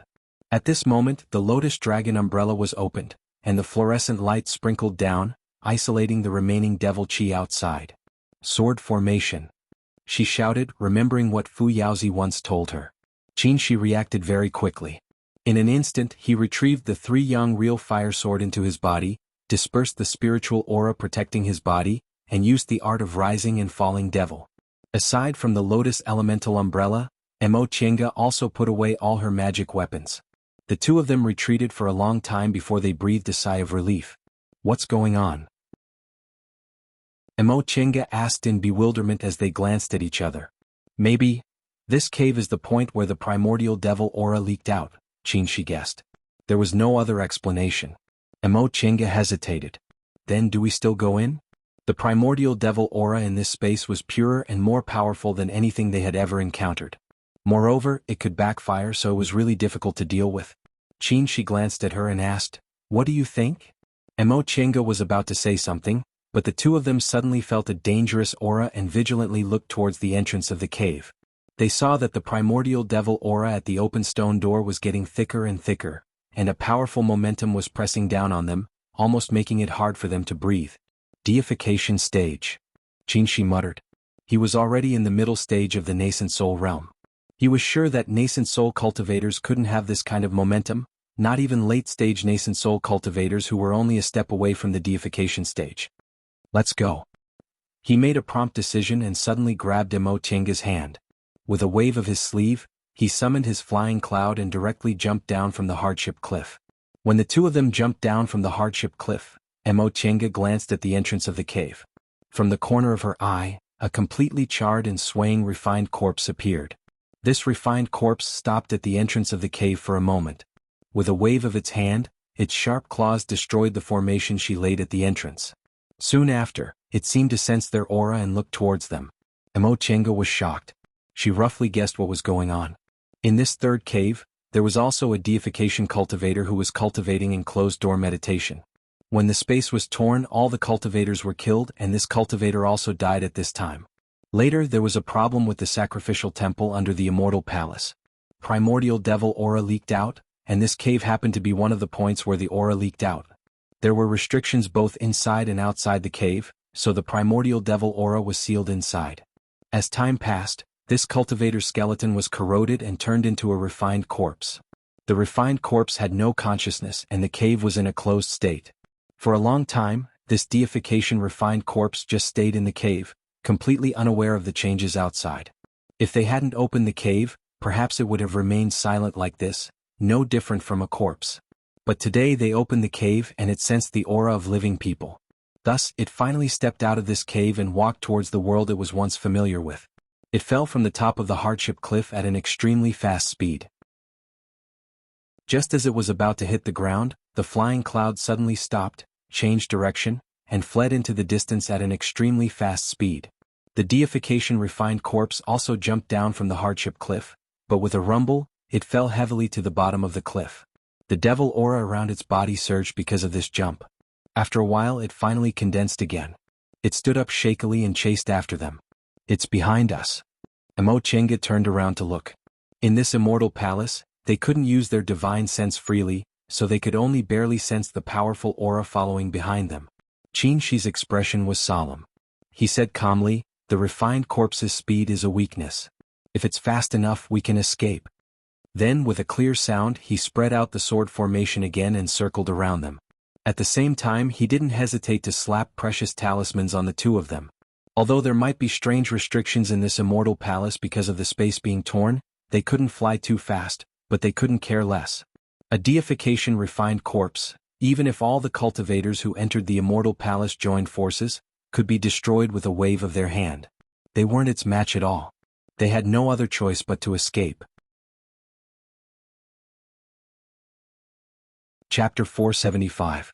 The fiery red flight light swept past the foot of the mountain, rushing toward the buildings of the Immortal Palace. On a lonely peak, Progenitor Miaoying suddenly turned her head and looked at the flight light in surprise. Who is this fellow Taoist? How dare he fly in the Immortal Palace like this? Isn't he afraid of triggering some strange restriction? Traveling with her was a skinny old man in a tattered Taoist robe. He was Taoist Guo of Pufa school. Jingshu sect and Pufa sect could only be regarded as average among the major forces. Except for the two Grand Supreme Elders at the late nascent stage, the strength of the other nascent soul cultivators was average. When they entered the Immortal Palace, the other cultivators of the two sects were left outside, and only the two of them temporarily accompanied each other. Taoist Guo stroked his goatee. When he saw the black demonic aura behind the red flight light, he exclaimed, "Junior Martial Sister Miaoying, look! A demonic creature." The two of them looked at each other with strange expressions. Judging from the scene in front of them, the cultivator in the red flight light must be being chased by the demonic aura. The question was, what exactly was this demonic aura? The two of them had a smooth journey, but they hadn't seen any refined corpses. It didn't take long for them to find the answer. The red flight light flew so fast that the demonic aura gradually couldn't keep up. However, it sensed their breaths halfway, paused, then changed direction and flew toward them. Seeing this, Progenitor Miaoying was shocked. "Senior Martial Brother Guo, look." The next moment, the surging breath almost soared into the sky. Taoist Guo's expression became even more unsightly. He flicked his horsetail whisk, a cloud appeared under his feet, and he was about to escape while shouting, "Run! It's a deification cultivator." But Progenitor Miaoying looked at the half-broken ancient cultivator's cave with pity. If they could break this cave, they'd definitely get amazing fated chances. But she wasn't stupid. Sensing the demonic aura, she clenched her teeth, turned into a flight light, and chased after Taoist Guo. All fated chances were not as important as her life. Qin Shi flew out of the ascetic cliff, flew past the peaks full of spiritual aura, and entered the building complex of the Immortal Palace. He didn't feel any aura anymore, so he stopped. He temporarily put away the flying cloud and landed in a garden. It didn't chase us? Still in a state of shock, Mo Chenga turned around to look. However, her divine sense was restricted in this place, so how far could she see with her eyes? Naturally, he didn't see anything. She wiped the sweat off his face and said, "He went to chase after someone else. Let's take a break first." When he was fleeing just now, he didn't hold back at all. He even used his blood essence to destroy his true essence. He flew without any scruples. When he encountered a restriction, he could only forcefully dissolve it. Now he didn't have much spiritual chi left. Chasing after someone else? Mo Chenga was dumbfounded for a moment. Her cultivation level was slightly lower, so her divine sense was more restricted. On the way here, she didn't notice anyone else at all. She swallowed a handful of restorative panaceas and said, "I sensed there were people in front of me, so I deliberately flew past them." Sure enough, that refined corpse couldn't distinguish between us and chased after those two people. Mo Chenga glanced at him but didn't say anything. Upon seeing her expression, she smiled. "What do you want to say?" Mo Chenga wrinkled her brows, but she couldn't help but laugh. "I really didn't know you could be so treacherous." She wore a smile on his face, but his gaze was indifferent. He didn't take it seriously. "Isn't this very normal? We can only escape by diverting the trouble to someone else. I'm not a saint either." Mo Chenga nodded. She didn't feel conflicted in her heart. If she were in his shoes, she might also make the same choice. "Alright, don't waste time. Let's quickly recover our spiritual aura," she said, then sat cross-legged on the spot to adjust his breath. Mo Chenga had been carried all the way here, so she didn't consume much spiritual aura. However, in this kind of situation, the more prepared, the better. Thus, she also sat cross-legged, adjusting her breath while thinking about countermeasures. A deification realm refined corpse appeared in this immortal palace. For the cultivators who entered the immortal palace, the treasure-seeking journey immediately became perilous. The higher the realm, the greater the gap between the two realms. The difference between the deification realm and the nascent soul realm was like heaven and earth, even between the early stage of the deification realm and the peak stage of the nascent soul realm. This deification realm refined corpse was naturally transformed by chance. Although it didn't have a consciousness, it was very likely that it retained its original body's habits in fights of magical powers. How could the divine abilities of the deification realm cultivators of the distant past era, who had already declined for more than 100,000 years, be a match for the cultivators of the cultivation world? Therefore, if they were caught by this deification realm refined corpse, no matter how powerful a nascent soul cultivator was, they could only die. However, since it was a refined corpse, its weakness was its clumsiness. If they discovered it early and avoided it, they wouldn't be in life-threatening danger. However, the problem was that with a deification realm refined corpse wandering around, the nascent soul cultivators wouldn't be at ease when searching for treasures. "Master?" Mo Chenga called Fu Yaozi softly after thinking for a while. However, Fu Yaozi didn't move for a long time. If she didn't feel the existence of the divine sense on the Fuxing sword, she would almost think he disappeared. Thinking about what Fu Yaozi said before, that his divine sense was a bit weak, Mo Chenga guessed that maybe he was resting? She couldn't help but sigh. That being the case, they could only think of a way themselves. She didn't really care about the other treasures in this immortal palace. Their original goal was to collect top-grade spiritual treasures in the storehouse. Now that there was a deification realm refined corpse wandering around in the immortal palace, there was no need to stay outside. There was an illusory formation in the storehouse. In the end, the refined corpse was just an idiot. It definitely couldn't see through the illusory formation. The storehouse was the safest place. But here came the problem. Although she knew the weakness of the illusory formation, she and Qin alone weren't enough to break it. When they left the storehouse, they agreed to meet up with Master Taoist Yuan Mu and the others for a day.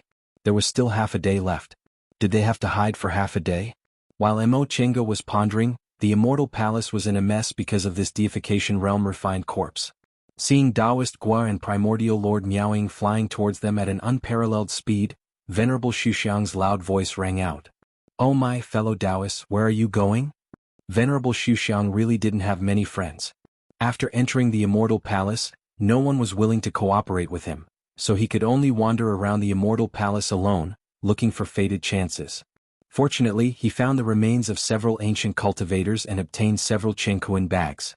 However, the cultivation levels of these ancient cultivators weren't very high. Although there were several rare treasures in their Qingkuan bags, none of them were related to the deification realm. He had been stuck in the late stage of the nascent soul realm for so many years, but aside from fated chances related to the deification realm, there really wasn't anything else that caught his eye. He also found an ancient cultivator's immortals cave on a separate mountain peak that was obviously of a much higher level. Unfortunately, it was robbed by old man Yuan Mu, who relied on his superior numbers. Although Yuan Mu was noisy as a great cultivator in the late nascent soul realm, how could he be a fool? He was only one person and couldn't compete with Zhiyin's sect, so he could only endure it. However, since he didn't have any clear information or partners to cooperate with, he had no other choice but to rely on luck. Thus, he wandered around the Immortal Palace, hoping to find the medicinal garden of this great ancient cultivation group or a hidden ancient cultivator's cave to pick up one or two things related to the deification realm. As he wandered around, he suddenly saw two rays of light speeding towards him. There were a total of 11 late nascent soul realm cultivators in Yunzhong. These people were both competitors and fellow cultivators who appreciated each other. After hundreds and thousands of years, they were very familiar with each other. With just a glance, he knew that it was progenitor Miao Ying and Taoist Gua. Seeing the two of them, Venerable Void Phase was delighted. Although these two were not too close to him, they were much better than old fogies like Yuan Mu and Guifeng. Progenitor Miao Ying was famous for her good relations with others. She was always smiling at everyone and had a good relationship with him. Taoist Gua was also a turtle and was a good guy. Surely he wouldn't have any objections if he were to join them? If he had these two as partners, he would be able to show off his skills. Besides, Taoist Gua cultivated the Vajra body enhancement technique, and progenitor Miao Ying's strength was not in attack. As for him, his tiger taming technique was known for its tyrannical power, which just happened to make up for their shortcomings. They should not have any objections. With this thought in mind, Venerable Void Phase called out to the two of them. Hey, I'm calling you. Why are you running so fast? It's not like I'm going to eat you. Taoist Void Phase, who are you addressing as Lord Buddha? Hearing this, the two fleeting lights stopped.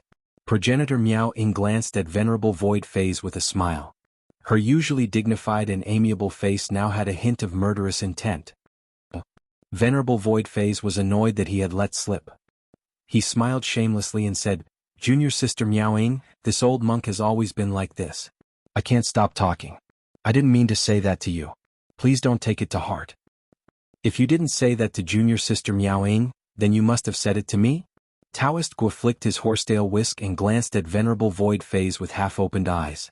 Venerable Void Phase blinked his large eyes and pretended to be innocent. Old man Gua, I just couldn't stop talking.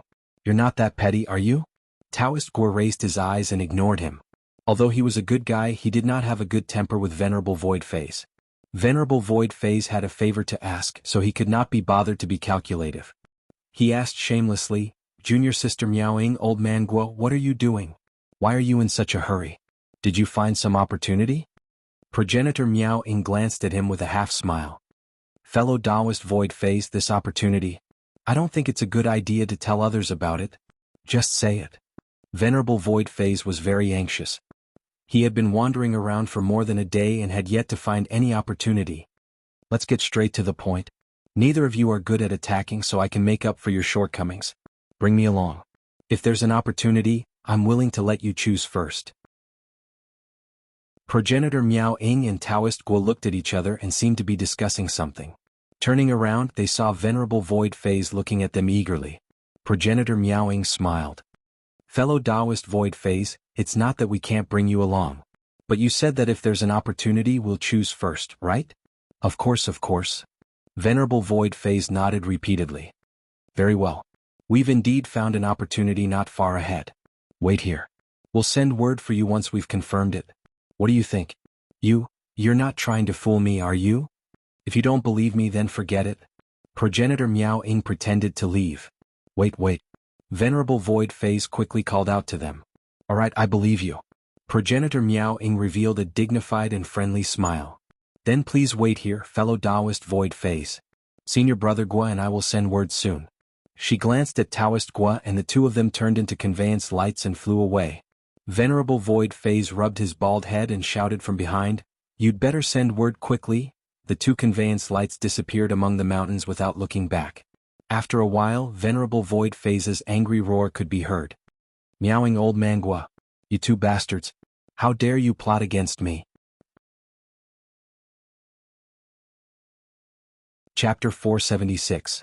When the ascetic cliff released the soul formation refined corpse, Qin deliberately led it to Miaoying Progenitor and Daoist Guo's vicinity.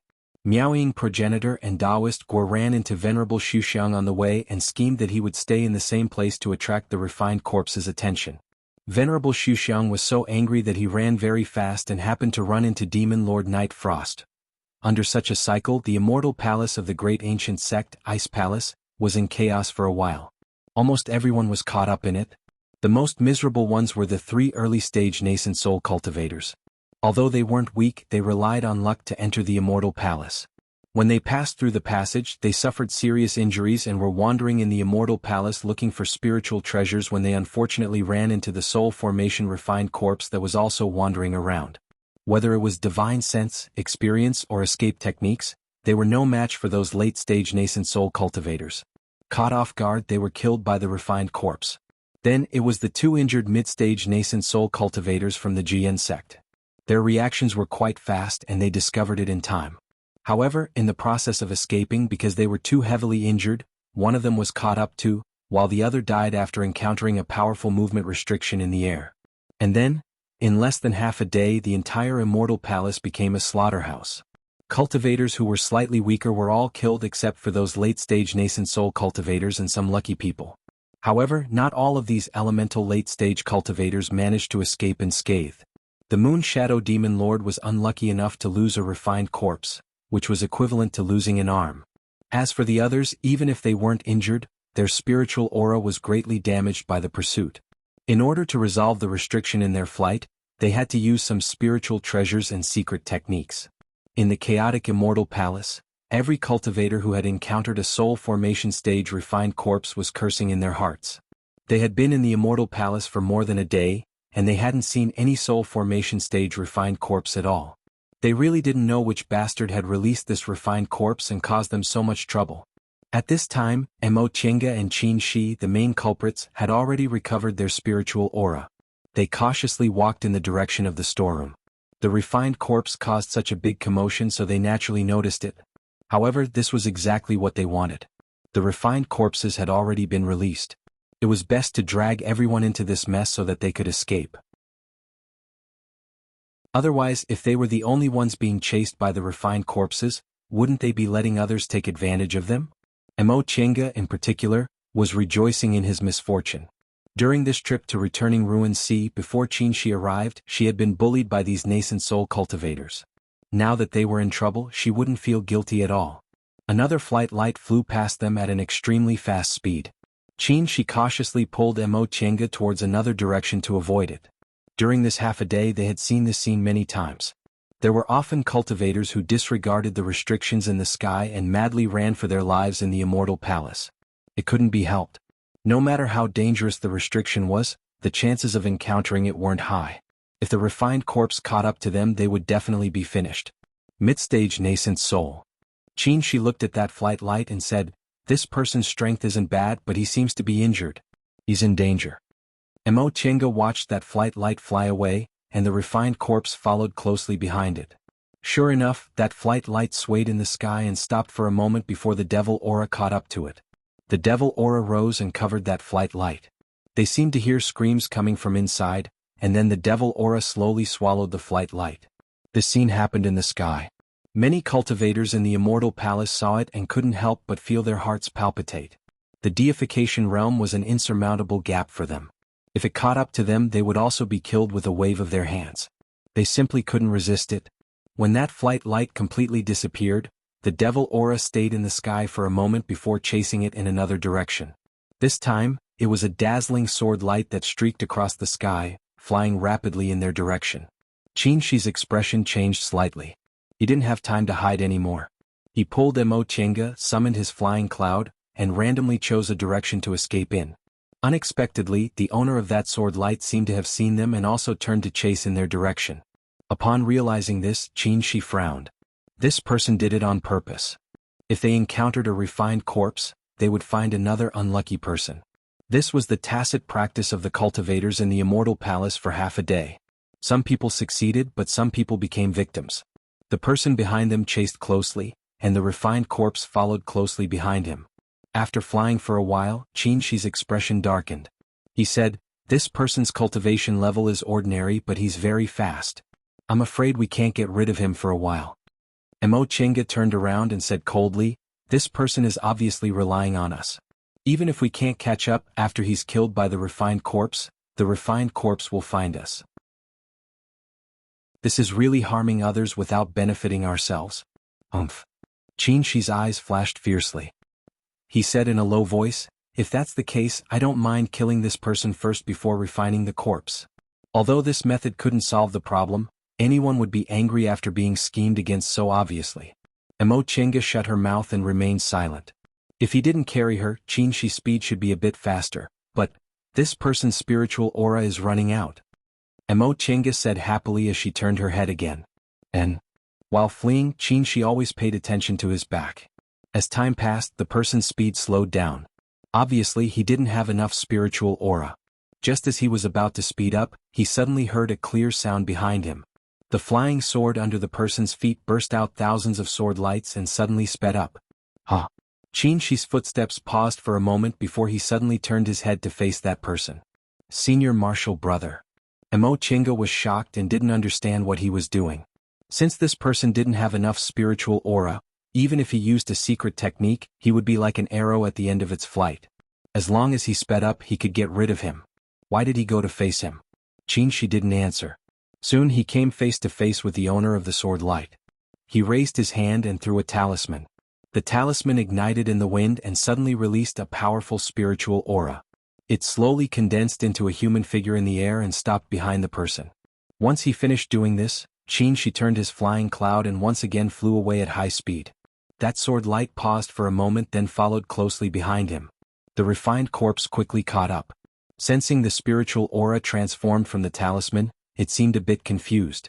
After hesitating for a while, it finally waved its hand to grab it. The refined corpse stopped for a moment to buy some time for the three people, then it quickly fled. When the refined corpse finished swallowing the spiritual aura transformed from the talisman, it happened to find another group of cultivators nearby, so it turned around and chased after them. The three people breathed a sigh of relief and fled for a distance before they found a safe place to land. "It's you." Mo Chinga was shocked to see this person after they landed in a desolate garden. This person wore a cyan robe and carried a sword. His face was thin and expressionless. He was Jinshin, the cyan-robed swordsman she met in Starfall City several decades ago. At that time they both fell into Castellan May's trap and worked together. However, she was later chased by Castellan May and didn't know Jinshin's whereabouts. Mo Chinga had very complicated feelings about Jinshin. This person was quick-witted and meticulous. He could quickly make decisions in dangerous situations. He was indeed a first-class person. However, he was selfish and attached great importance to benefits. In order to achieve his goals, he didn't care about other people's lives. He wasn't someone she could associate with. However, it was precisely this person who stopped her when she was about to be killed by Castellan May, allowing her to escape. She couldn't tell whether she hated him or was grateful to him. But what surprised her more was that when they met, Jinshin's cultivation level was clearly in the middle stage of the core formation realm, but now he was in the early stage of the nascent soul realm. In more than 50 years, from the middle stage of the core formation realm to the early stage of the nascent soul realm, this speed couldn't be considered slow. Moreover, this person was a sword cultivator. Before she could say anything, Jinshin suddenly smiled at her. This smile was a bit helpless, a bit emotional, but it also carried an indescribable sense of familiarity. Mo Chinga was stunned. This person. When Qinshi heard her words, he frowned and looked at her with confusion. He then turned around and said to Jinshin, "Why are you here? Why can't I be here?" Jinshin's tone was also very helpless. He looked at them with a very complicated expression. "How did you recognize me?" Qinshi said coldly, "No matter what, we've known each other for more than 200 years. Others might not recognize your secret technique, but I do." Jinshin lowered his head. He seemed a bit depressed and didn't answer. Qinshi snorted coldly and said, "Harming others without benefiting yourself. Even if you die, you still want to find someone to be your scapegoat. Your character really won't change even if you die." Hearing this, Jinshin answered gloomily, "If I knew it was you guys, I wouldn't have chased after you." She snorted again and didn't say anything. Their conversation was like riddles, making Mo Chinga feel confused. She looked at She then looked at Jinshin. An absurd idea suddenly emerged in her mind, but the more she looked at Jinshin, the more real this idea became. "You're Jing Xingji," she blurted out. Jinshin looked up at her and sighed gloomily. He reached out and wiped his face. Sure enough, it was Jing Xingji's face with peach blossoms. "You only recognized me this time? You're really slow." He smiled. So he's Jing Xingji. Mo Chinga's heart was in turmoil, but her expression was calm. When she first met Jinshin, she just felt his temperament was a bit familiar, but she didn't think too much about it. After all, there were many selfish people like him in the cultivation world. Besides, this was Yunzhong. How could she have expected to meet an old friend in addition to Nie Wuxiang? But now that she thought about it, it wasn't surprising. She had long known Jing Xingji's situation.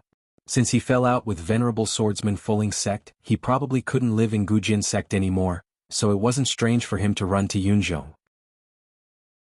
Although Yunzhong was very far from the celestial pole, she found an undersea passage. Nie Wuxiang safely crossed the South Sea, so Jing Xingji naturally could also find a way. Seeing Qinshi's doubtful gaze, Mo Chinga explained simply, "When I was tricked by Mei Feng, he was also among them." Qinshi nodded to show he understood. He asked about her experiences these years, so he only needed to hear one sentence to understand what was going on. Mo Chinga asked again, "Weren't you in the late stage of the core formation realm? Why were you in the middle stage of the core formation realm back then? And now you're advancing to the nascent soul realm?"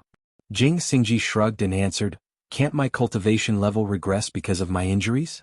As for advancing to the nascent soul realm, I'm a cultivator of the same generation as Qin Shoujing. He's already in the middle stage of the nascent soul realm, so why can't I advance to the nascent soul realm?" After he answered, Mo Chinga didn't know what to say, and Qinshi didn't say anything. For a while, the three of them fell into a strange silence. Chapter 477. Mo Chinga had long let go of Jing Xingji. Back then she was plotted against and nothing happened between them. Now that she and Qinshi were so happy, there was no need to care about the past. Besides, although Jing Xingji didn't have a good personality, he was quite affectionate toward Qinshi. Thinking of this, she couldn't help but glance at Qinshi then at Jing Xingji.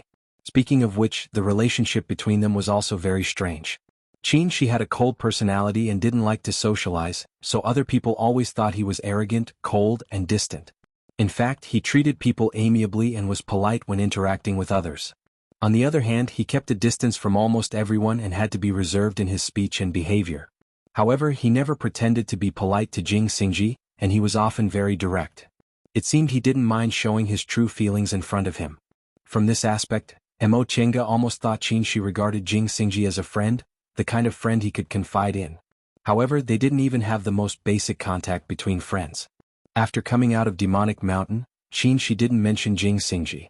Looking at Jing Xingji again from Mo Chinga's point of view, this person was really not a person to be friends with. He almost never said a word of truth to others. When he met a woman he would be very attentive, but deep down he didn't take it seriously at all. He was extremely selfish and didn't care about other people's lives in order to achieve his goals.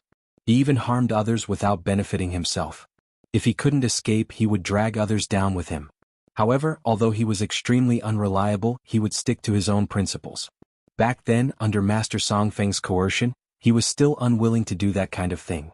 After that, he felt even more sorry for Qinshi. Thinking of this, Mo Chinga felt that the relationship between them was simply intertwined with love and hate. "I say," in the silence, hearing her voice, the other two people immediately looked at her. "What's the relationship between you two?" Upon hearing this question, Qinshi just looked at her and didn't answer. Jing Xingji raised his eyebrows and said with a surprised smile, "What do you think?" Mo Chinga ignored him and looked at Qinshi. Qinshi still didn't answer and just shook his head gently. She didn't know whether he said it didn't matter or he didn't want to talk about it now. Then he turned to Jing Xingji and asked the same question, "Why are you here? Did you disappear in the celestial pole all these years because you came to Yunzhong?" This time Jing Xingji didn't answer, "Why can't I be here?" Instead he sighed and answered seriously, "Why else? Don't you know? My days in Gujin sect weren't good. After that incident on Demonic Mountain, I had a falling out with them and simply didn't want to go back. Mo Chinga asked. Fellow Taoist Jing, you were only in the core formation realm back then, so how did you come to Yunzhong? It can't be crossing the South Sea, right? Jing Xingji glanced at her with a faint smile. If you can reach Yunzhong safely, why can't I? He paused for a moment before he answered seriously. In the past, when I was adventuring, I happened to come across an ancient transporting formation. After I planned to leave the celestial pole, I spent some effort to repair it. Who would have thought that the destination of this ancient transportation formation was actually Yuan Province? After arriving at Yuan Province, I took a detour to Yunzhong. I saw that the cultivation level here was very high, so I simply stayed. What about you guys? Why did you come to Yunzhong? Don't tell me you also couldn't survive in Yunzhong? Since he spoke in such detail and didn't intend to hide anything, Mo Chinga also answered, I learned about an undersea passage through an ancient cultivator's cave, so I came to Yunzhong to gain experience. As for senior marshal brother, he crossed the South Sea to come here. Jing Xingji raised his eyebrows, his gaze moving back and forth between the two of them. Why didn't you take the same path? Because the passage collapsed, Mo Chinga answered sullenly. In any case, it had already collapsed, so it wasn't a big deal to say it out loud. Jing Xingji didn't expect this kind of answer, so he was speechless for a moment. He looked at Mo Chinga, then looked at Qin Shi and suddenly said, You didn't cross the sea to look for her, did you? Qin Shi's expression was cold. What? Can't I? Jing Xingji raised his eyebrows in surprise. After a long time, he finally patted Qin Shi's shoulder and said, Qin Shoujing, we've known each other for more than 200 years. Although you've always been known as a genius and your cultivation level has always been higher than mine, I've never taken it seriously. But today I'm convinced. I can't do this kind of thing. Qin Shi snorted but didn't answer. Seeing his reaction, Jing Xingji laughed. You're still talking about me? Haven't you never changed your awkward personality? Qin Shi's expression darkened. He resisted the urge to take out the 3-yang real fire sword and asked calmly in the end, Did you come alone? That passage to the Immortal Palace isn't simple. It wouldn't be strange for a middle-stage nascent soul cultivator to die inside. You didn't just form your nascent soul, did you? Alas. Jing Xingji sighed and said, Qin Shoujing, I don't care about other people, but don't you know? Or are you used to looking down on me because you've always been ahead of me all these years? Upon hearing this, Qin Shi shut his mouth. The two of them met when they were in the foundation building realm and experienced danger together. At that time he obtained the 3-yang real fire sword and the yang spiritual bead, while Jing Xingji obtained the ancient cultivation sword and sword art he had. It could be said that the harvest from that time was the biggest fated chance they'd had since they started cultivating. With the help of the 3-yang real fire sword and the yang spiritual bead, his cultivation level advanced by leaps and bounds. As for Jing Xingji, although he wasn't as dazzling as him, he knew his abilities couldn't be underestimated. Jing Xingji's gaze shifted between the two of them and he suddenly smiled. I say, the two of you aren't in a very good situation, right? Seeing that Qin Shi was glaring at him, he smiled proudly. There's a rumor in Yunzhong that Fu Yaozi's Fuxing sword is in the hands of the core formation female cultivator Qin Wei. Now it seems that rumor is true. However, although fellow Taoist Qing Wei has the Fuxing sword, the two of you are alone and can't compare to those deep-rooted great forces in Yunzhong. I'm afraid you won't have an easy time among those late-stage nascent soul cultivators, right? So, with Jing Xingji's wisdom, Mo Chinga wasn't surprised he guessed the current situation. However, she wasn't worried he had bad intentions. In any case, their situation was better than Jing Xingji's. He was only an early-stage nascent soul cultivator.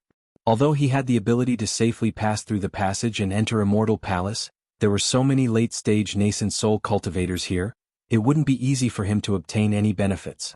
Besides, as long as she and Qin Shi met up with Master Taoist Yuan Mu and the others and entered the storeroom, they'd be safe. Jing Xingji on the other hand wasn't. If that deification refined corpse chased after them again, he might not be able to escape. Under these circumstances, Jing Xingji's intention was very obvious. That's why I want to cooperate with you, he said with a smile. Although I'm only in the early stage of the nascent soul realm, your strength will increase a lot with me around. Sure enough, Mo Chinga looked up at Qin Shi, but she saw that he was still expressionless. Let's talk about your conditions. It's very simple. Jing Xingji stopped smiling and answered seriously, I know fellow Taoist Qing Wei has the Fuxing sword, so you must have more information than I do. Maybe you've already prepared an escape route. As for me, I'm also alone in this Immortal Palace. Even if there's a fated chance, it won't be my turn. Besides, there's suddenly a deification refined corpse here, so it can be said that there's danger everywhere. Since our situations aren't too good, we might as well cooperate. If I join you, not to mention the fated chance, but my chances of staying alive will greatly increase. As for you, with me your strength will increase and you'll have more confidence in negotiating conditions with others. When he finished speaking, Qin narrowed his eyes and said in a deep voice, "You're quite confident. Those are late-stage nascent soul cultivators who stand at the peak of the human world.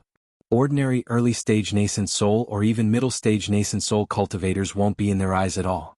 Even if you join us, you won't have too much weight. How much weight depends on how strong you are."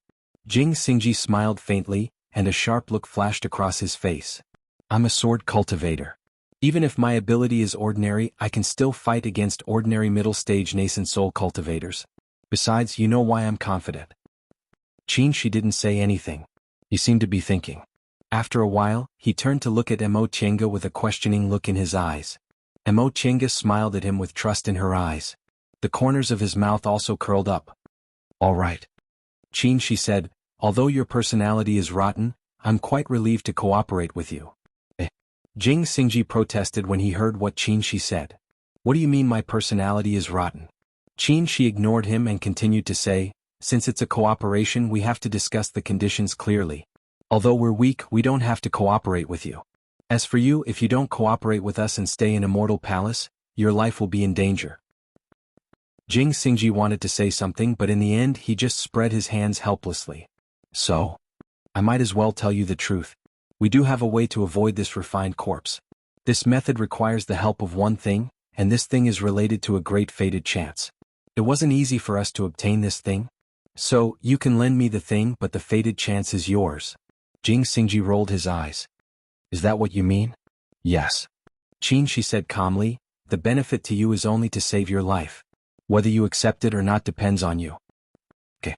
Qin raised his eyebrows in surprise when he heard the affirmative answer. Jing Xingji snorted. "Can I not agree? I know you won't let me have the fated chance in Immortal Palace just for nothing. If I were you, I wouldn't agree either." Although this person was annoying, he was a smart person. Mo Chenga smiled. "Fellow Taoist Jing, although we won't let you have this fated chance, you won't necessarily get nothing by participating in this matter." "Yes." Qin also smiled. "With your personality, you'll definitely think of ways to get some benefits." Jing Xingji said, "Since you obtained this thing before, it's normal for you to have such a request.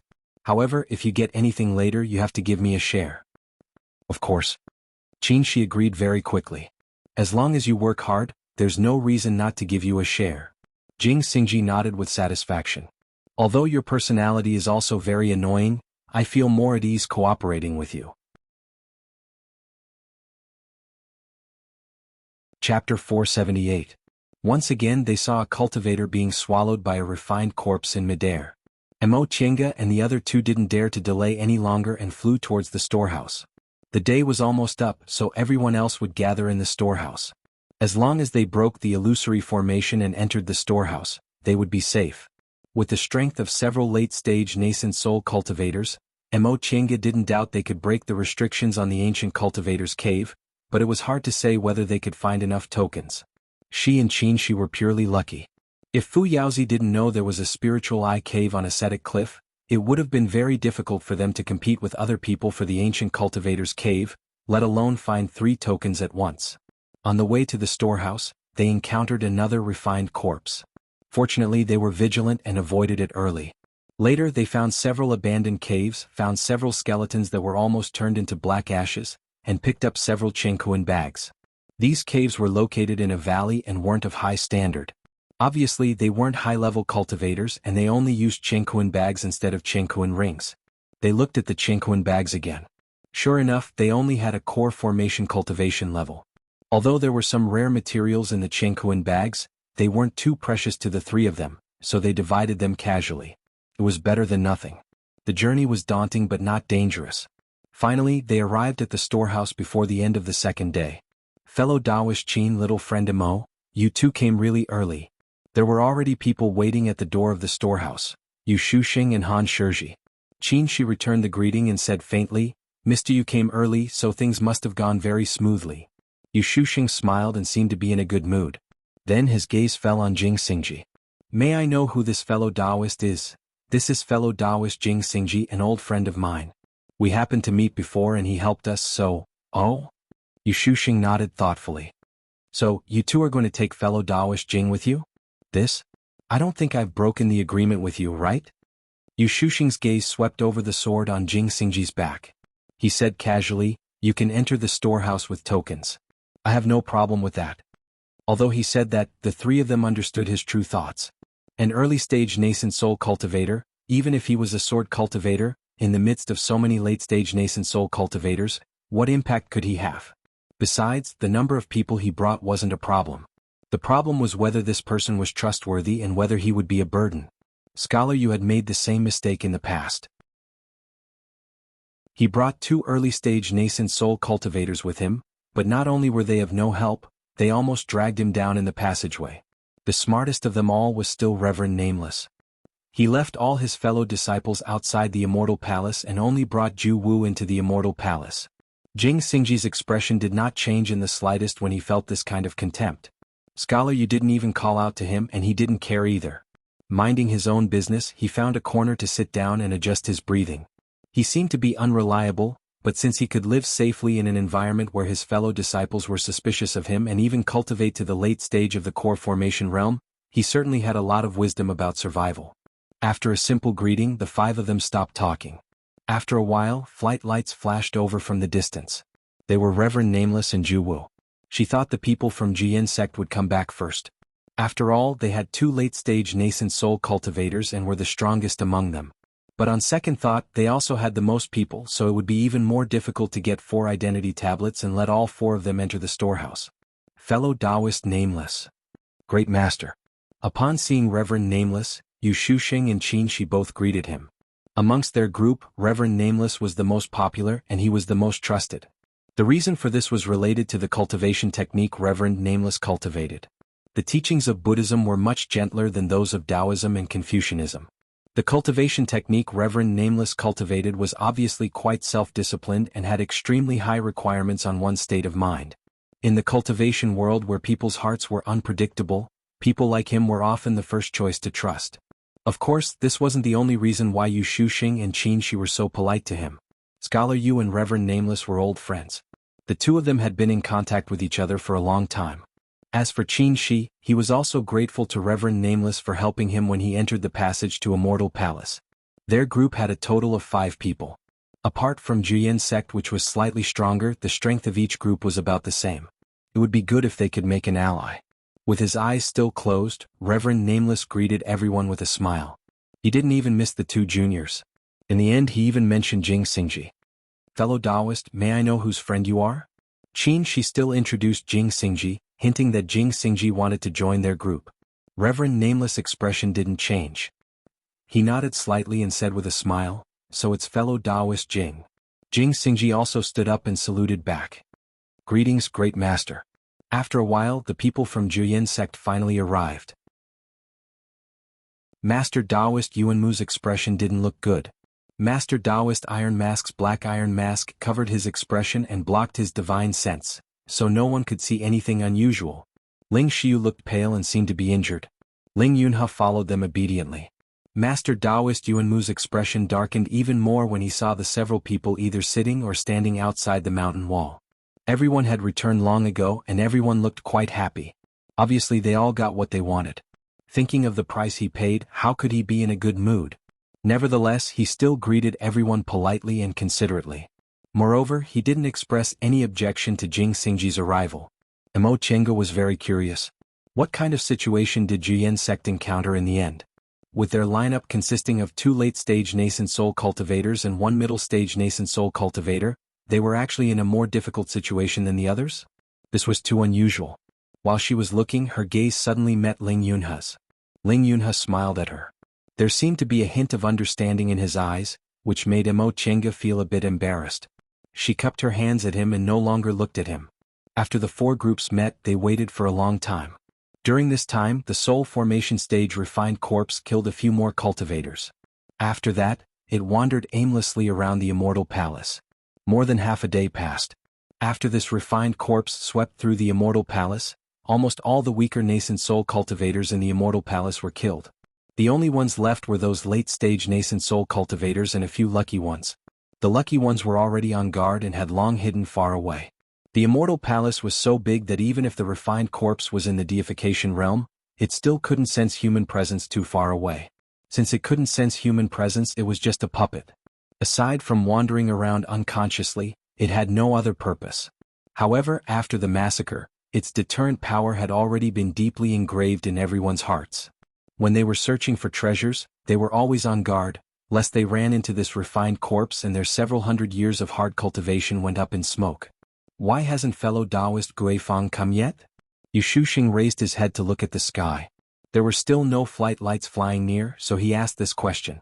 No one could answer this question. Only Master Taoist Yuanmu said, "Perhaps fellow Taoist Guifang has encountered some trouble." Then are we still waiting? Yu Shuxing frowned and tapped the folding fan in his hand. There's not much time. In a day the passage will close, and the divine senses on the 5 holy objects will disperse. There's no way to open it again. If we're locked here, even if we advance to the deification realm, what's the use? Everyone was silent. Yu Shuxing's words were exactly what they were worried about. This immortal palace was full of spirit qi. High-grade spirit stones could be found everywhere, and from time to time, ancient spiritual objects could be found. If they could cultivate here, their cultivation speed would be far faster than the outside world. However, the passage to the immortal palace was closed and they couldn't leave. So what if they cultivated to the deification realm? Advancing to the deification realm was to explore the secret of immortality, or even to ascend to become an immortal. If they were locked here, they would end up like that deification refined corpse. Cultivation was meaningless. Moreover, there was a deification refined corpse wandering around in the immortal palace. If they stayed here, no matter how they hid, they probably wouldn't be able to escape the fate of being killed. Little friend Mo. After a while, Master Taoist Yuanmu suddenly said, "If fellow Taoist Guifang doesn't come, can we open the illusory formation with our strength?" Mo Chinga pondered for a moment, then answered, "It shouldn't be a problem." Master Taoist Yuanmu smiled and said, "Since that's the case, let's start. The agreed time has passed, but fellow Taoist Guifang still hasn't come. We can't keep waiting." "Yes." Yu Shuxing nodded. "Time is tight, so we can only do this." Revered Wu Ming hesitated for a moment, then sighed softly and didn't say anything to oppose. Since they all made such a decision, Qin Shi and Mo Tiange naturally wouldn't have any objections. Guifang Devil Monarch and his disciple weren't allies, so they were afraid that there were too many people and some people harbored evil intentions. After looking at Qin Shi, Mo Tiange nodded and said, "All right. Since seniors all think so, let's start." With a decision made, Mo Tiange didn't waste any time. She took out the 8 trigrams diagram from her sleeve and sorted out the surrounding spiritual aura. Soon after, she took out a bell-shaped magic weapon from her Qingkuan bag. She swung it lightly, and the bell-shaped magic weapon floated in the air. It moved without any wind and emitted a crisp sound. "This is..." Seeing this scene, Yu Shuxing was stunned. Mo Chinga didn't say anything. She just focused on manipulating the object, making it move along the entire mountain wall. Ding ling, sounds lingered in everyone's ears. They realized this sound could affect their divine comprehension, so the core formation cultivators hastily calmed their minds and concentrated on guarding their dantians. After watching for a while, Yu Shuxing sighed and said, "So sound waves can be used like this." Upon seeing Han Shizhi's confused expression, he explained, "This treasure uses sound waves as a method to attack the illusory formation. Because the sound wave attack is very light, the illusory formation won't automatically counterattack. However, under this sound wave, the spiritual aura will produce subtle fluctuations. Those who are familiar with formations can use these fluctuations to find the illusory formation's weakness." Right after he finished speaking, the bell-shaped magic weapon stopped. Mo Chinga said happily, "Seniors, it's over there." Everyone looked up. The weakness of this illusory formation was in a corner of the mountain wall. Mo Chinga put away the bell-shaped magic weapon, then turned towards Yu Shuxing. "Senior Yu, you don't need me anymore, right?" Yu Shuxing nodded slightly and stepped forward. "Since there's a weakness, it'll be easy. Fellow Taoists, let's attack it together and make a crack."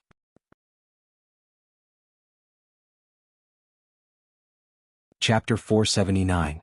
Several nascent soul cultivators displayed their divine abilities one by one.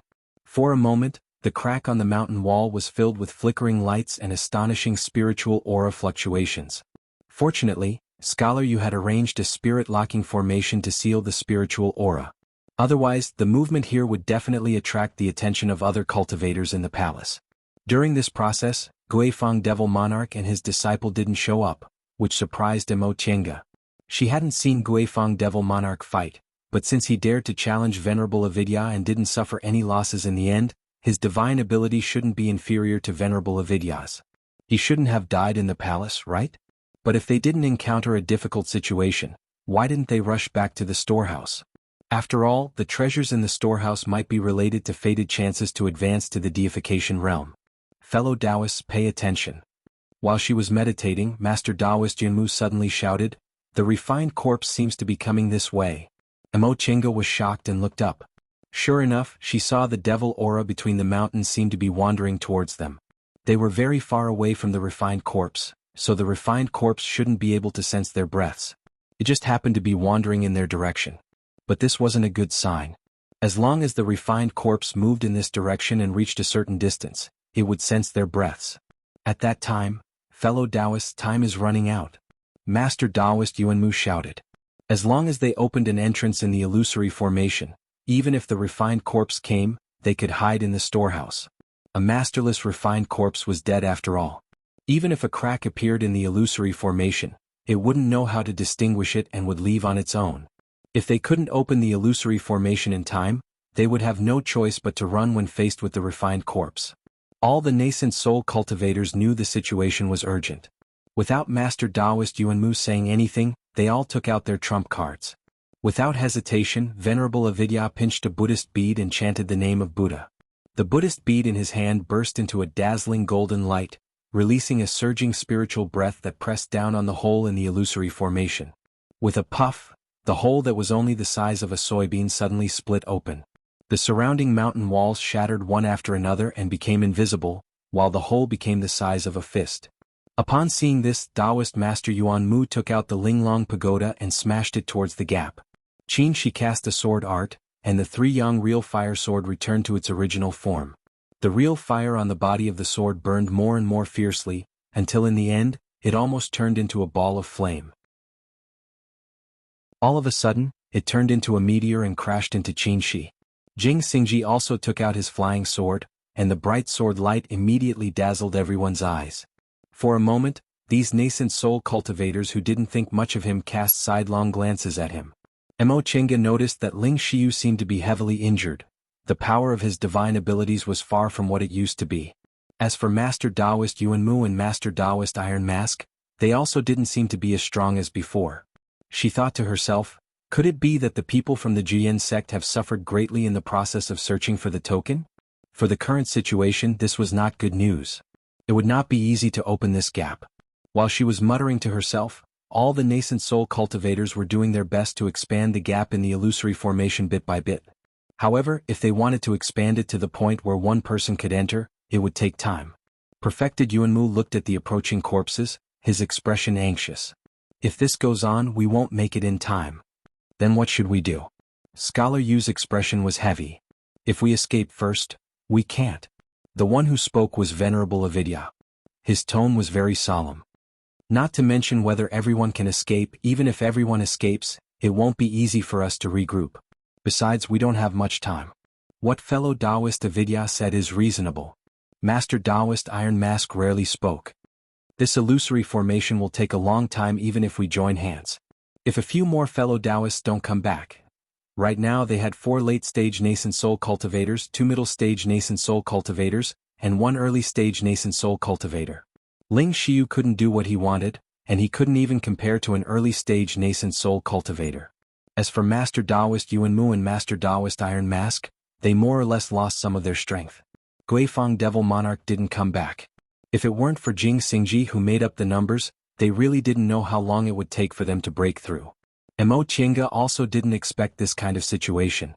Although she intentionally or unintentionally wanted the others to suffer a bit so that she and Qin Shi wouldn't be bullied too much, she didn't expect that Juyan Sect's group would actually encounter a setback while searching for the identity tablets, thereby affecting their overall strength. Master Taoist Yuanmu clenched his teeth and said resolutely, Mr. Yu's senior martial brother Iron Mask, can the two of you go and stop them? Scholar Yu was stunned for a moment, then his expression turned unhappy. Fellow Taoist Yuanmu, those are deification corpses. I don't have the ability to stop them. Although they were now collaborators, stopping the refined corpses was a very dangerous matter.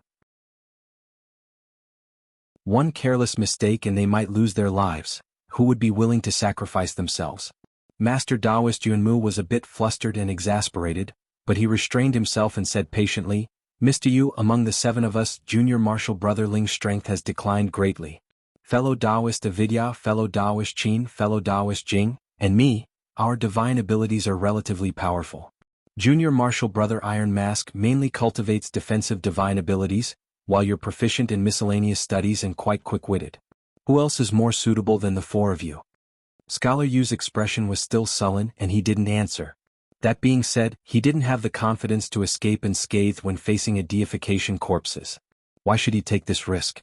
If something happened to him, Han Shizhi alone wouldn't be able to obtain the fortuitous encounter on this trip. Without anyone to protect him, he wouldn't even be able to get out of the passage to the Immortal Palace. His Jian sect, on the other hand, had the advantage in numbers, and Iron Mask enlightened was about to pass away in meditation. He had long since stopped managing matters, so what if he lost them? Mr. Yu.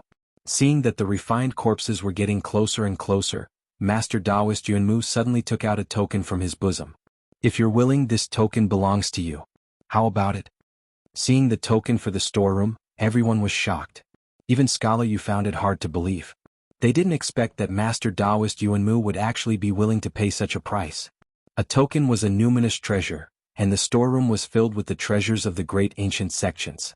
The value of a numinous treasure was unfathomable, and he was actually willing to take it out? What's more, the others also had a share in this matter, and he actually didn't ask the other 2 parties to pay the price as well. Mr. Yu, this matter mustn't be delayed. Master Taoist Yuanmu said one last sentence as he stared closely at Scholar Yu. Scholar Yu looked pensive as he stared at the token. In the end he said decisively, fine. Since fellow Taoist Yuanmu is willing to pay such a price, what else can I say? Fellow Taoist Iron Mask, let's go. Once he finished speaking, he put away the token, then summoned his flying magic weapon and flew towards the place where the deification refined corpses were. Master Taoist Iron Mask didn't even spare them a glance and followed closely behind them. Before long, the 2 late-stage nascent soul cultivators entered the refined corpses' sensing range. Now that the refined corpses had a target, they immediately chased after them. Scholar Yu and Master Taoist Iron Mask retreated while leading the way. Scholar Yu kept using talismans to transform into spiritual objects, trying to lead the refined corpses in another direction. Watching this scene, Mo Chenga suddenly couldn't understand. As the head Grand Supreme Elder of the No. 1 cultivation group in Yunzhong, she absolutely didn't doubt Master Taoist Yuanmu's schemes. Before this, Master Taoist Yuanmu never backed down when it came to Jian sect's interests, let alone taking the initiative to suffer a loss. But now he actually took out the token so straightforwardly. After all, if they couldn't open the illusory formation, it would affect everyone, including Scholar Yu. Even if they wanted to compensate Scholar Yu, they didn't need to pay the token for the storehouse. Moreover, they could also ask the other 2 parties to pay something. They just needed time to discuss it. But he was more anxious than anyone else and looked like he didn't want to take any risks at all. Could it be that there was something more important than the storehouse token, so he couldn't care less and only wanted to safely avoid this disaster? Mo Chenga's gaze swept over Master Taoist Yuanmu and Ling Xiu. Then what was it in the end? Manpower? Or time? Fellow Taoist Mo, a low voice rang in her ears. Mo Chenga turned around and saw Ling Yunhe. Although there was a smile on Ling Yunhe's face, his gaze was solemn. He stared at Mo Chenga and said faintly, "We're not enemies. It's better not to get to the bottom of some things." She paused for a moment, then smiled and nodded at him. "Thank you for the reminder, fellow Taoist Ling." After saying that, she once again looked at the people who were breaking the formation, but she only focused on the gap in the illusory formation. Ling Yunhe secretly heaved a sigh of relief and anxiously looked at the 2 late nascent soul cultivators who were dealing with the refined corpse in the distance. Then he glanced at Ling Xiu, who was temporarily resting. Time passed bit by bit. Scholar Yu and Master Taoist Iron Face were surrounded by danger, so they simply led the refined corpse and fled into the distance. Unfortunately, the cultivators who could be used as cannon fodder in the Immortal Palace were almost all killed by the refined corpse. Their speed wasn't fast enough to get rid of the refined corpse, so they could only drag on like this. Without the help of the two late nascent soul cultivators, it would take more time to break the illusory formation. But there was nothing they could do. If no one led the refined corpse away, they wouldn't be able to break the illusory formation before the refined corpse arrived, even if they all worked together. Guifeng Devil Monarch and his disciple still didn't show up. Emo Chinga couldn't help but wonder if something had happened to them. Guifeng Devil Monarch was fine, but when she thought of Yang Qingji she felt a bit regretful. Yang Qingji was arrogant and awkward, but he wasn't a bad person. He was just a bit stubborn. If she got along with him for a long time, maybe they could become friends. Thinking up to this point, she suddenly realized her mentality had changed. When she was young, she was sensitive and suspicious. It was only after she came to Xianqing School and had a master and fellow disciples that she slowly opened up a bit, but she still wasn't willing to get too close to others. But now, she actually wanted to become friends with others. Perhaps it was because her heart was strong that she wasn't afraid to get along with others and even trusted them. Fellow Taoists, it's almost done. Master Taoist Yuanmu shouted. Emo Chenga took a look. Just a little bit more and the gap would be big enough for one person to pass through. She turned to look at the distance. In midair, Scholar Yu and Master Taoist Iron Face were still entangled with the refined corpse. Scholar Yu seemed to be running out of spiritual aura. He paused for a moment and was about to be caught by the refined corpse. Fortunately, he dodged in time. Soon after, he kept releasing illusionary talismans, each of which transformed into a spiritual object to confuse the refined corpse. This kind of talisman was very difficult to make. Although Emo Chenga wasn't proficient in talismans, she knew this kind of illusionary talisman wasn't something for core formation cultivators, so its price was no different from ordinary magic weapons. Scholar Yu used it so generously that in just a short while, he probably spent tens of thousands of spirit stones. She anxiously looked at the gap in the illusionary formation. If Scholar Yu couldn't hold on, he definitely wouldn't sacrifice himself and lead the refined corpse elsewhere. If she still couldn't break it, all her efforts would be in vain. Rumble. As if the heavens heard her prayers, several people's joyful voices rang in her ears. It's done. Chapter 480. Let's go. With the opening of the illusory formation, no one hesitated and rushed inside. Master Taoist Yuanmu was also relieved. He turned around and sent a sound-transmitting talisman to Master Iron Mask and Scholar Yu in the distance. As soon as she entered the illusory formation, Emo Chenga raised her eyebrows in surprise. This storehouse was actually an ice cave. The whole space was irregular and filled with glittering ice cubes. There was no trace of human construction. Just as everyone finished looking around, Scholar Yu and Master Iron Mask came in awkwardly. Emo Chenga turned to look at the opening of the illusory formation. In midair, the refined corpse was devouring the illusionary talismans left by Scholar Yu. When it finished devouring, it suddenly lost its two targets. It wandered around in a daze before finally wandering away. She felt relieved. This illusory formation was really powerful. Even with such a small opening, their breaths didn't leak out. Dead things like the refined corpse couldn't be distinguished at all. Mr. Yu, thank you for your hard work, Master Taoist Yuanmu said politely when he saw Scholar Yu. Scholar Yu said with a pale face, since I accepted fellow Taoist Yuanmu's things, I naturally have to do it. Then he said reluctantly, Humph. I didn't accept fellow Taoist Yuanmu's token for nothing. I lost a lot to lure that refined corpse away. Emo Chenga thought about the illusionary talismans Scholar Yu threw out. Each one cost tens of thousands of spirit stones. He fought with the refined corpse for a long time, so he must have lost hundreds of thousands of spirit stones.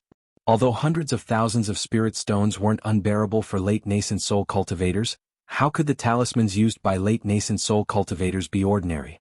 They probably couldn't buy them even if they wanted to. Then, everyone's attention returned to the storehouse. After walking along the ice cave for a while, they finally arrived in front of a stone door. This stone door was painted with strange golden patterns, which emitted a strong momentum and made it difficult to approach. This should be the defensive restriction of the storehouse. Sensing the unfathomable power of the restriction, Master Taoist Yunmu sighed, such a restriction. No wonder little friend Emo said it's impossible. Based on his knowledge, this restriction was definitely beyond the deification realm. It seemed this great ancient sect had high-level cultivators beyond the deification realm. However, the sect might have declined after the war between the righteous and devil path, so the elders were only in the deification realm. Everyone looked around and found that there was a small depression in the middle of the patterns, which matched the size of their tokens. Master Taoist Yuanmu glanced around and found that there was a small depression in the size of the token.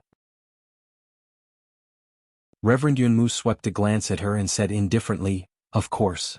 In front of so many people, he didn't have the face to do something that would ruin his own identity. Taoist Yuanmu Dao Jr. will be. And Jr. will. After saying those words, he took a step forward and took out his token, intending to place it in the recess of the stone door. "Wait." Qin Shi pulled her back and whispered, "I'll go first." Master of Qi said. Demon. Due to the limitations of her cultivation, there were many things she could only stand at the back. If she wanted to get out of this situation, she had to form her nascent soul as soon as possible. Qin Shi took out the storeroom's identity tablet from his Chengquan bag and gently placed it in the recess on the stone door. The restriction on the stone door flashed with a white light, covering the identity tablet. The identity tablet also shone with a white light, which shone together with the restriction on the stone door. Then, with a flash of white light, the token fell to the ground, and the stone door silently opened. Qin Shi took the token, looked around, and cautiously took the first step. The restriction on the stone door didn't respond. After a moment of hesitation, Qin Shi stepped inside. He turned around and was about to say something, but the stone door was closed. When everyone saw him enter safely, they were relieved. This proved the King Dragon token was indeed effective. Their time today wasn't wasted. Upon seeing this, Mo Chenga did the same thing. "Little friend Mo." Scholar Yu suddenly said. Mo Chenga paused and asked nervously, "Mr. Yu, what can I do for you?" Scholar Yu shook his head and said, "Although we've made an agreement, you can't keep staying here and waste everyone's time. How about 1 hour? If you don't come out in 1 hour, we'll go in." Mo Chenga didn't answer immediately. Such a big sect had a huge storehouse. It wasn't easy to understand all the treasures in 1 hour and make a decision. But what Scholar Yu said wasn't unreasonable. Although they agreed to let her enter the storehouse first, they couldn't ignore their own interests and let them waste their time. She glanced at Master Taoist Yuanmu and the others. They didn't say anything, which meant they tacitly agreed to Scholar Yu's proposal. She hesitated for a moment but eventually nodded. Okay. She'd already obtained the right to enter the storehouse first. If she still had any objections, these late nascent soul cultivators would most likely have objections. Seeing that she was sensible, Scholar Yu smiled and waved the folding fan in his hand. "Please." Mo Chenga turned around, put away the token, and entered the storehouse. Jing Xingji was next. The stone door behind them closed silently, and the three of them met in the storehouse. "It's so big." Jing Xingji looked around in surprise. This storehouse was also a huge ice cave, almost bottomless. Countless treasures floated in the air, emitting a bright light. These treasures were surrounded by spiritual aura and glinted faintly. They should be defensive restrictions that could only be opened by the tokens in their hands. These treasures didn't need to be examined carefully. With one glance, they could see that they were definitely existences that surpassed the current cultivation world. After Jing Xingji joined them, although he'd been pretending to be invisible, he could already see what was going on with his shrewdness. He'd long guessed that they'd found an absolutely amazing fated chance with these late nascent soul cultivators, but he still didn't expect it to be such a magnificent scene. Any one of these items would cause a sensation in the world of cultivators. "Fellow Taoist Jing?" Mo Chenga looked at him with a smile. Jing Xingji curled his lips, threw the token back to her, and muttered, "Are you afraid I'll go back on my word?" "That's hard to say," Mo Chenga said bluntly. "Do you dare say you're not tempted when you look at these things?" Jing Xingji rolled his eyes helplessly, but he couldn't say anything to refute her. How could he not be tempted? In fact, when he saw these things, an idea indeed emerged in his mind. He wanted to take the token for himself. He'd been in the cultivation world for almost 300 years. He'd been to many secret places and seen even more treasures. However, only the spiritual treasures he and Qin Shi obtained when they first met could compare to the things in front of him. Fortunately, he was still rational. Not to mention that he couldn't defeat Qin Shi. Even if he could, there were still so many late nascent soul cultivators outside. Without enough strength, how could he leave safely? 1 hour. Hurry up. Since he had no fate with them, he simply found a corner to sit cross-legged and regulate his breath, no longer paying attention to them. Mo Chinga and Qin Shi glanced at each other. Without wasting any time, the two of them quickly began to look for treasures. 7 treasures: heart-gathering lotus, immortal slaying soul-destroying sword, nephrite holy spirit, diamond cold iron, great heavenly thunder spell. These treasures were too much for the two of them to take in. The treasures floating in the air were all distant past-era spiritual treasures that couldn't be found in the current cultivation world. Senior Marshal Brother. More than half an hour passed in the blink of an eye, but the two of them still hadn't finished looking at the treasures in the storeroom. Mo Chinga pondered for a moment, then called Qin Shi. There's only a quarter of an hour left. We can't finish looking at them. Let's make a decision quickly. Looking at the countless treasures in front of them, Qin Shi sighed regretfully and nodded. And there's not much time. It's impossible to finish looking at them. Then tell me, what should we choose? Qin Shi thought for a moment, then said, although you have a lot of magic weapons, you lack powerful attacking methods. It'd be better to choose this great heavenly thunder technique. Mo Chinga looked at the side of this great heavenly thunder technique. There was a simple introduction. Thunder spells can be practiced by people with metal spiritual roots. Those with thunder spiritual roots will have the best effects. When practiced to the highest realm, the power can be comparable to heavenly thunder. Heavenly thunder. This was the most powerful spell in the cultivation world. Mo Chinga pondered for a moment. What Qin Shi said was right. Most of her magic weapons had strange uses, but they weren't very powerful. Her natal magic weapon, the Heaven and Earth Fan, wasn't good at attacking. Sometimes she also needed a thunderous strike. The fact that this great heavenly thunder technique was placed in the storeroom instead of the scripture pavilion showed that it was a peerless cultivation technique. Thunder spells were famous for their power. She had all 5 elements spiritual roots. Although the thunder spells she practiced weren't as good as those with pure thunder spiritual roots, with the help of medicinal pills, it shouldn't be a problem. Then the second one, you guys go to the back. A voice suddenly sounded in her mind. Mo Chinga was startled, but she soon said happily, Master, have you rested enough? Fu Yaozi said faintly, there's a book at the back of the storeroom. We must get it. Chinga? Qin Shi called out when he saw that she suddenly became silent. Mo Chinga didn't explain. She pulled his hand and walked in the direction Fu Yaozi pointed. Let's go. After entering the Immortal Palace, this kind of situation was very common. Qin Shi was already used to it, so he didn't ask anything and just followed her to the back. The third spiritual treasure from the back was a book. There was a line of golden ancient characters on the animal skin cover. Jade Bone Puppet Technique. There was an introduction next to it. Using jade bones as the frame and nephrite Holy Spirit as the body, it can be made into a puppet. The highest realm the puppet can reach is the deification realm. Although the introduction was simple, the two of them couldn't help but gasp. A deification realm puppet. If it was made, wouldn't it run amok in the human world? The word jade bone immediately reminded them of the crystal skeleton they got from the ancient cultivator's cave.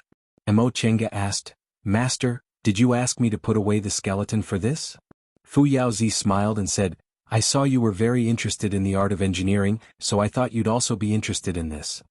But she was a bit hesitant. Can this jade bone puppet really be made? The materials needed must be very precious, right? So, it depends on whether you're willing to gamble or not, Fu Yaozi said faintly. Jade bones as the frame and nephrite Holy Spirit as the body. There's also nephrite Holy Spirit in this storeroom. If you want this puppet technique, you must take the nephrite Holy Spirit as the third item. As for the other materials, I haven't read this book, so I don't know if I can collect them all. It's up to you. What's wrong? Qin Shi asked. Mo Chinga sighed and relayed Fu Yaozi's words to him. In the end, she said, we only have 2 chances. If we want this puppet technique, we must take the nephrite Holy Spirit as the third item. However, we don't know whether it can be made into a puppet or not. This was a gamble. If they won, they'd get a puppet with outstanding strength, but if they lost, they'd wasted 2 chances in vain.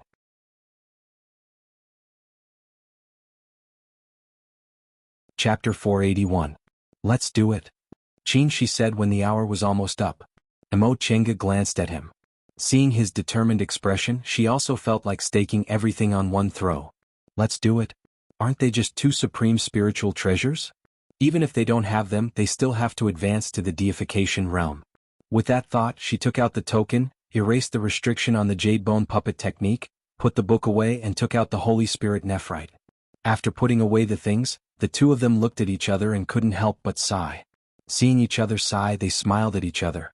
Although they made up their minds to bet, they were still a bit nervous about the outcome. After all, the price was too high. "Let's go. Chin," she said, "let's leave quickly while they come in to choose the treasures." Mo Chenga also thought so. The others entered the storehouse. This many treasures were enough to buy them some time. They had to leave far away during this time. Otherwise, it would be really unsafe to stay with a group of people who were stronger than them. Wait. Fu Yaozi's voice rang in their minds again. "The hour is up." Outside the storehouse, Scholar Yu knocked the folding fan in his hand and looked at the others. "Fellow Taoists, shall we go in now?" Master Taoist Yuan Mu and the others were resting with their eyes closed. When they heard this, they opened their eyes, which shone brightly. Venerable Avidya also smiled and looked at the stone door. Then these late-stage nascent cultivators opened the stone door one by one and went inside in a line. When they entered the storehouse, the light of the spiritual treasures dazzled everyone's eyes. Even though they were the top nascent late-stage cultivators in the mortal realm and had seen countless spiritual treasures, they still felt their hearts palpitate in the face of these innumerable treasures that surpassed the realm of nascent soul. Even someone as cunning as Reverend Yuan Mu could not restrain his greed. Needless to say, as long as they had a few spiritual treasures here, they could laugh proudly in the human world. After exclaiming, Scholar Yu looked at Master Taoist Yuan Mu warily and then glanced at Venerable Avidya. Venerable Avidya looked calm, but he suddenly opened his eyes and smiled at him. This smile set Scholar Yu's heart at ease. These treasures that were far beyond the current level of the immortal cultivation world were indeed hot-headed. If Juyan's sect relied on their own strength to snatch the token by force, he was not confident that he could escape unscathed. However, if he had the support of Reverend Wu Ming, things would be different. Juyan's sect had 2 late-stage nascent soul cultivators and 1 mid-stage nascent soul cultivator. Among them, Ling Xiu was injured and did not have much combat strength. If the Buddhist and Confucian duo joined forces, they would have 2 late-stage nascent soul cultivators, which was enough to contend against Juyan's sect. At this time, Reverend Yuan Mu's gaze also swept over the 2 of them. In the end, he wisely put away the greed in his eyes and said to them with a smile, "Fellow Taoists, there are so many treasures here, we don't have to be polite. Let's hurry." The 3 of them nodded and smiled. Then they led their juniors to look through the treasures in the treasury. At this moment, Ling Yunhe, who was following beside spiritual master Yuan Mu, looked around and suddenly said, "Martial Uncle Yuan Mu, where are the 3 of them?" Perfected Yuan Mu was slightly taken aback before his expression changed. When Scholar Yu and revered Wu Ming heard this, they turned around as well. Although the storeroom was huge and had layers of restrictions, they were all late nascent soul cultivators, so they could sense whether or not someone was inside. Aside from them, there was no one else here. Where did Mo Chenga and the other 2 go in the end? They were always outside the storeroom, but they didn't see them come out at all. "Mr. Yu." Master Yuan Mu looked at Scholar Yu. Scholar Yu muttered to himself, "How's this possible?" It was impossible for a big cultivation group's storeroom to have other exits. They also didn't find any other exits, so how could those 3 people disappear into thin air? The restrictions inside the storeroom weren't to be trifled with. Without needing to be told, Ling Yunhe, Han Shizhi, and Zhu Wu began to run around. Although the storeroom was big, with the 3 of them working together, it didn't take them long to turn it upside down. They didn't find anything unusual at all. The 5 nascent soul cultivators' expressions became even more grave. The situation before their eyes was completely beyond their expectations. It even made them temporarily forget that the whole storeroom was filled with spiritual treasures. The gap between realms was insurmountable. Even nascent soul cultivators like them felt the restrictions inside the storeroom were unfathomable. They were sure they were ancient restrictions that surpassed the deification realm. Surrounded by such restrictions, it was impossible for them to ignore the restrictions and leave the storeroom. In that case, where did they go in the end? Was there another passage inside the storeroom, or? Scholar Yu looked at Master Yuan Mu and saw the same vigilance in his eyes. He knew that the 2 of them were thinking the same thing. His expression didn't change as he sent a voice transmission through his divine sense. "Fellow Taoist Yuan Mu, are you thinking that they're still inside the storeroom?" Master Yuan Mu nodded slightly and replied, "That's right. If they obtain some ancient spiritual treasure that can conceal their aura." At this point, the 2 of them looked a little gloomy. If that was the case, the 3 of them definitely harbored evil intentions towards them. "This old monk thinks that the 2 of you are worrying too much," revered Wu Ming suddenly said. Scholar Yu and Master Yuan Mu's voice transmission could not be heard by others, but with revered Wu Ming's cultivation, it was not a problem. Seeing that revered Wu Ming had directly spoken, Scholar Yu looked around with some apprehension before saying, "Oh? What do you think, fellow Taoist Wu Ming?" Revered Wu Ming said with a smile, "Among the three of them, one is mid-stage nascent soul, one is early-stage nascent soul, and one has yet to form his nascent soul. What means do they have to kill all of us without being able to resist?" "Under normal circumstances, of course it's impossible," Master Yuan Mu said with a heavy voice. "However, the three of them entered the storeroom earlier than us, so it's very likely that they obtained some kind of spiritual treasure. If they relied on spiritual treasures, they wouldn't be able to do it unless those treasures could erupt with formidable power in an instant." Revered Wu Ming said slowly, neither hurriedly nor slowly, "This place is the important storeroom of this distant past great cultivation group. It's heavily guarded." The storeroom was an important place and heavily guarded. It absolutely wouldn't allow others to use magic weapons and spells at will. This was a common principle among every cultivation group. Otherwise, if other treasures were destroyed, the foundation of a cultivation group would be damaged. Master Yuan Mu's and Scholar Yu's expressions slowly eased. If that was the case, no matter what method the three of them used to disappear inside the storeroom, they didn't need to pay attention to them anymore. However, they inevitably felt it was a pity that the three of them took away some kind of spiritual treasure. At this time, the three of them were in the middle of a fierce battle. In the dark stone room, cultivators could only see several dozen feet ahead, but countless malicious devils were surging towards them. The three of them stood back to back, each relying on their magic weapons to fight the devils. "I say, fellow Taoist Qingwei." Although Jing Xingji had advanced into the nascent soul realm, he still habitually addressed Mo Tiange as his peer. It was unknown whether it was because of Qin Shi or because Mo Tiange was about to advance. "What the hell is this place? How can there be so many devils?" "I don't know what's going on either." Mo Tiange frowned. With two nascent soul cultivators by her side, they shared most of the devils, so she didn't feel much pressure. Maybe it's been too long. When they were about to leave the storeroom, Fu Yaozi stopped her and told her there was a passage in the storeroom that led directly to the underground palace, which was the Vermilion Bird Sacrificial Temple. Mo Tiange was overjoyed when she heard this news. She was worried she couldn't leave safely after obtaining the treasures. If that was the case, there was no need to meet Master Yuan Mu and the others. Therefore, the three of them went directly to the underground palace from the storeroom. They planned to explore the underground palace first and then leave the palace through other exits. But what they didn't expect was that not long after they went down to the underground palace, they found that the primordial devil aura inside was seriously leaking and even attracted a group of devils. Some of these devils were refined corpses and some were demonized demonic beasts. Although their cultivation levels weren't very high, they were very difficult to deal with. Thinking up to this point, Mo Tiange couldn't help but ask, "Master, letting me leave through this secret passage was something you planned long ago, wasn't it?" "At that time I was alone. If I encountered these devils after coming down, how could I leave safely?" Fu Yaozi paused for a moment, then answered with a bitter smile, "This was indeed my fault. When I went down to the underground palace, these devils weren't there, so, Master, you never thought that after 100,000 years, this place would become unsafe. If I really came down here alone, it would be fate for me to die here." Fu Yaozi didn't answer, which could be considered as a tacit agreement. Mo Tiange secretly rolled her eyes. Fortunately, she was lucky. Qin Shi met her at the entrance, and before that she also ran into Jing Xingji. With the two nascent soul cultivators by his side, although these devils were difficult to deal with, they weren't a problem. They killed their way out of the stone room, killed their way through several passages, and finally killed all these devils. The three of them heaved sighs of relief, then found a safe place to sit cross-legged and adjust their breaths. "Fellow Taoist Qingwei, what's going on? Shouldn't you tell me?" Jing Xingji asked as he closed his eyes to adjust his breath.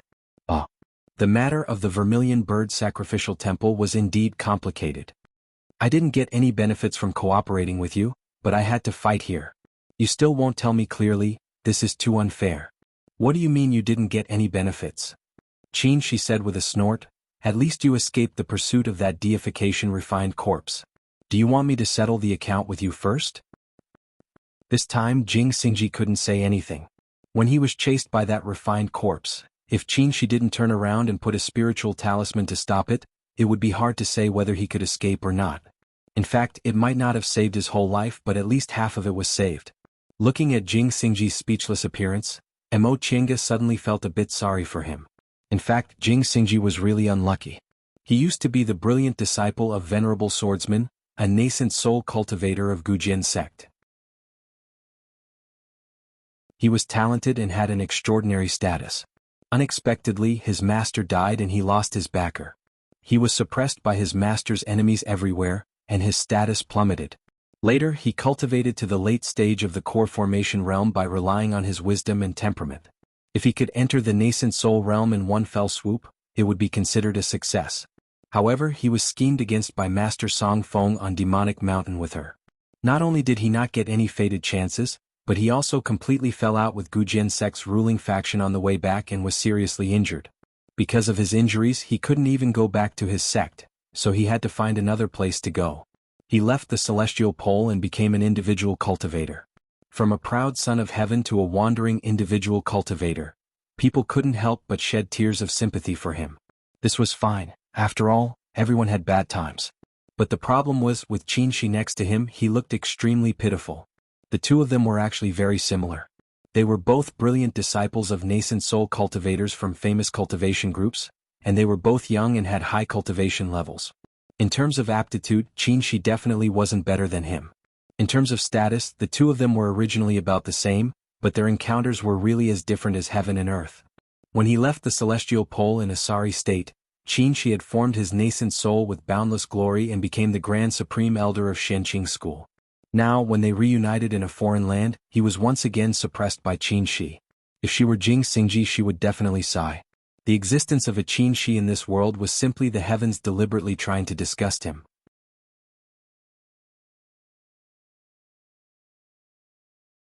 Chapter 482. Mo Chenga had told Qinshi about her conjecture about the sacrificial temple in detail. Seeing that Qinshi didn't seem to have any objections, she said to Jing Xingji, "According to our conjecture, this place should be a relic from the distant past era." Distant past? Jing Xingji opened his eyes with a solemn expression. "Are you sure it's the distant past era?" "I told you it's just a conjecture." Mo Chenga was very calm. "This place might be worshipping Vermilion Bird, one of the 5 spirits from the distant past era. We need to verify whether it's true or not." "Vermilion Bird," Jing Xingji muttered. Mo Chenga looked at him and added, "In addition, there's also a primordial devil steel here, which is the source of the devil aura." "Then what should we do?" Mo Chenga smiled and said, "First, find that primordial devil steel and take it with us if possible. Second, I won't hide it from fellow Daoist Jing. This sacrificial temple doesn't only worship the 5 spirits, but it also has the remains of the real 5 spirits." "What?" Jing Xingji cried out involuntarily. The 5 spirits were the legendary spiritual beings, the symbols of the gods in the distant past era, and the creatures closest to the gods before humans started cultivating. They were born with supernatural abilities, powerful and holy. They could fly to heaven and enter the earth, and only gods could control them. He learned about these things from ancient books when he stepped on the path of immortality, but he never thought he could see the remains of the 5 spirits with his own eyes. That was an era too far away from the present. "Fellow Daoist Jing, you didn't lose anything this time, right?" Mo Chenga asked with a smile. Jing Xingji calmed down a bit and said, "If that's the case, I owe you a favor. A relic from the distant past era worshipping the remains of the Vermilion Bird. Not to mention whether he could get any fated chances from it, just bringing him here was a great favor." After thinking for a while, Jing Xingji sighed and said, "What's the origin of this great ancient sect?" "They actually built their immortal palace on the sacrificial temple of the distant past era. This sect must have been extremely prosperous in the beginning, but unfortunately, it couldn't escape the laws of heaven and earth," Qinshi said flatly, still adjusting his breath with his eyes closed. "Yes, the laws of heaven and earth." Jing Xingji sighed. Such a great sect was unexpectedly torn into an independent space and destroyed overnight. "The more I cultivate, the more I feel that the power of heaven and earth is truly terrifying. The more you know, the more fearful you will be. Only the ignorant can be fearless." Qinshi chuckled. He opened his eyes and said, "If that wasn't the case, why would we cultivate in the first place? We are all mortals who want to escape the power of heaven and earth and dream of immortality. Unfortunately, no one knows if we can reach the end of this path. In the primeval age, there were many legends about ascending to the immortal realm. In the primeval age, there were people who cultivated to the Mahayana stage and faced the tribulations. But now, even the soul formation stage had become a legend. Thinking of this, the three of them each had their own experiences, and for a moment they were silent. After a while, Chenga said, "Have you all rested well? We should continue. There's not much time left. There's only one last day." Upon hearing this, Qin Shi and Jing Xingji stopped to adjust their breaths and stood up to prepare. Following the dim stone path, the three slowly moved forward. This vermilion bird sacrificial temple was similar to the azure dragon sacrificial temple Chenga visited, but it was also different. The material used to build this temple was a kind of fiery red stone, which carried the aura of the fire essence. Qin Shi guessed that these stones must have been taken from a place where the fire essence was extremely strong. After accumulating for many years, they carried the aura of the fire essence. If they were here today, they would be excellent materials for refining fire tribute magic weapons. However, they didn't plan to demolish the temple because that would be too disrespectful to the vermilion bird worshipped here. Cultivators like them didn't respect ghosts or gods, and they didn't fear the world, but deep in their hearts they still had some taboos. After walking for a while, they encountered another group of demonic creatures. In this sacrificial temple, there was a serious leakage of devil aura, and there were a lot of demonic creatures. Unfortunately, these demonic creatures were useless to cultivators like them, so they could only abandon them after killing them. If there were devil cultivators here, they would definitely be overjoyed. Chenga thought of Yang Qingji. When they broke the illusory formation in the storeroom, he still hadn't appeared. Did the master and disciple really die here? She found it hard to believe, but in this immortal palace, anything could happen. Even if Guifang Devil Monarch's cultivation level was in the late nascent soul stage, he couldn't guarantee anything. After killing another group of demonic creatures and bypassing a mass of devil aura, Qin Shi, who was walking in the front, suddenly stopped. "What's wrong? This aura?" The one who spoke was Jing Xingji. He had already advanced into the nascent soul realm, so his senses were sharper than Chenga's. Qin Shi didn't answer and continued to walk forward. Chenga followed closely behind him. After a while, she indeed felt something unusual. Without the devil aura obstructing them, she could clearly feel an aura pervading the surroundings. It was blazing and sacred, vast and pure, carrying an ancient and boundless aura. This aura was somewhat similar to the azure dragon's breath she felt before, but it was also different. The azure dragon's breath was restrained and tranquil, as if they were in a boundless forest, inclusive and full of vitality. This kind of aura, however, carried a passion and exuberant vitality that could burn everything. "The vermilion bird's breath," she whispered. "It should be. Let's go." Qin Shi sped up. The three of them were practically running on the stone path. Finally, when they reached the end of the stone path, their eyes suddenly opened up. This was a hall with a tall and heavy stone door engraved with a fiery red totem. Inside the hall stood huge stone pillars, all of which were painted with fiery red patterns. As they slowly walked inside, a towering stone statue gradually appeared in front of them. Its wings were spread open, its head held high, and it carried an aura that could burn everything. One of the five spirits, the vermilion bird. The three of them didn't say anything for a long time and just stared blankly. They were all high-level cultivators, so the pressure from the vermilion bird's breath wasn't strong enough to frighten them, but the boundless aura from the distant past era shocked them. Chenga was the first to return to her senses. She had seen the azure dragon statue before, so she wasn't too shocked when she saw the vermilion bird statue. "Look, what's that?" Upon hearing her voice, Qin Shi and Jing Xingji looked in the direction she was pointing and were both stunned. They saw a bow and arrows on the altar in front of the statue. The bow had a golden body and a fiery red bowstring. Its power was astonishing. "This is..." Jing Xingji was the first to exclaim. This bow and arrow had a strong vermilion bird's aura. As long as they got a little closer, they would feel like they were being burned. This thing definitely wasn't a magic weapon that could be refined in the current cultivation world. Even those amazing distant past era spiritual treasures in the storehouse couldn't compare to its power. The vermilion bird bow. "We meet again." Fu Yao's sigh resounded in Chenga's mind. "Master, what's going on?" This vermilion bird bow is a supreme spiritual treasure refined by the top cultivator of the distant past era's ice palace using the remains of the vermilion bird in the sacrificial temple. It's also the sect's cornerstone treasure. Fu Yao said, "Unfortunately, the disciples recruited by the ice palace all had water attribute spiritual roots and specialized in ice attribute cultivation techniques. Later on, the sect declined and no one could use this bow. This bow was enshrined in the underground palace, never to see the light of day. Emo Chenga was speechless. A sect famous for its ice attribute cultivation techniques actually refined such a supreme fire attribute spiritual treasure as the sect's cornerstone treasure. She really didn't know what to say. But even if it was someone else, a sect built on the Vermilion Bird sacrificial temple couldn't ignore the Vermilion Bird's divine power, right? Moreover, there were many talented cultivators in the distant past era. As far as she knew, there was a cultivation technique called the ice and fire technique. If one practiced this technique, using this bow wouldn't be a problem. Master, did you want us to come here to take this treasure? Fu Yao chuckled and said, if this treasure could be taken away, why would the 5 of us keep it back then?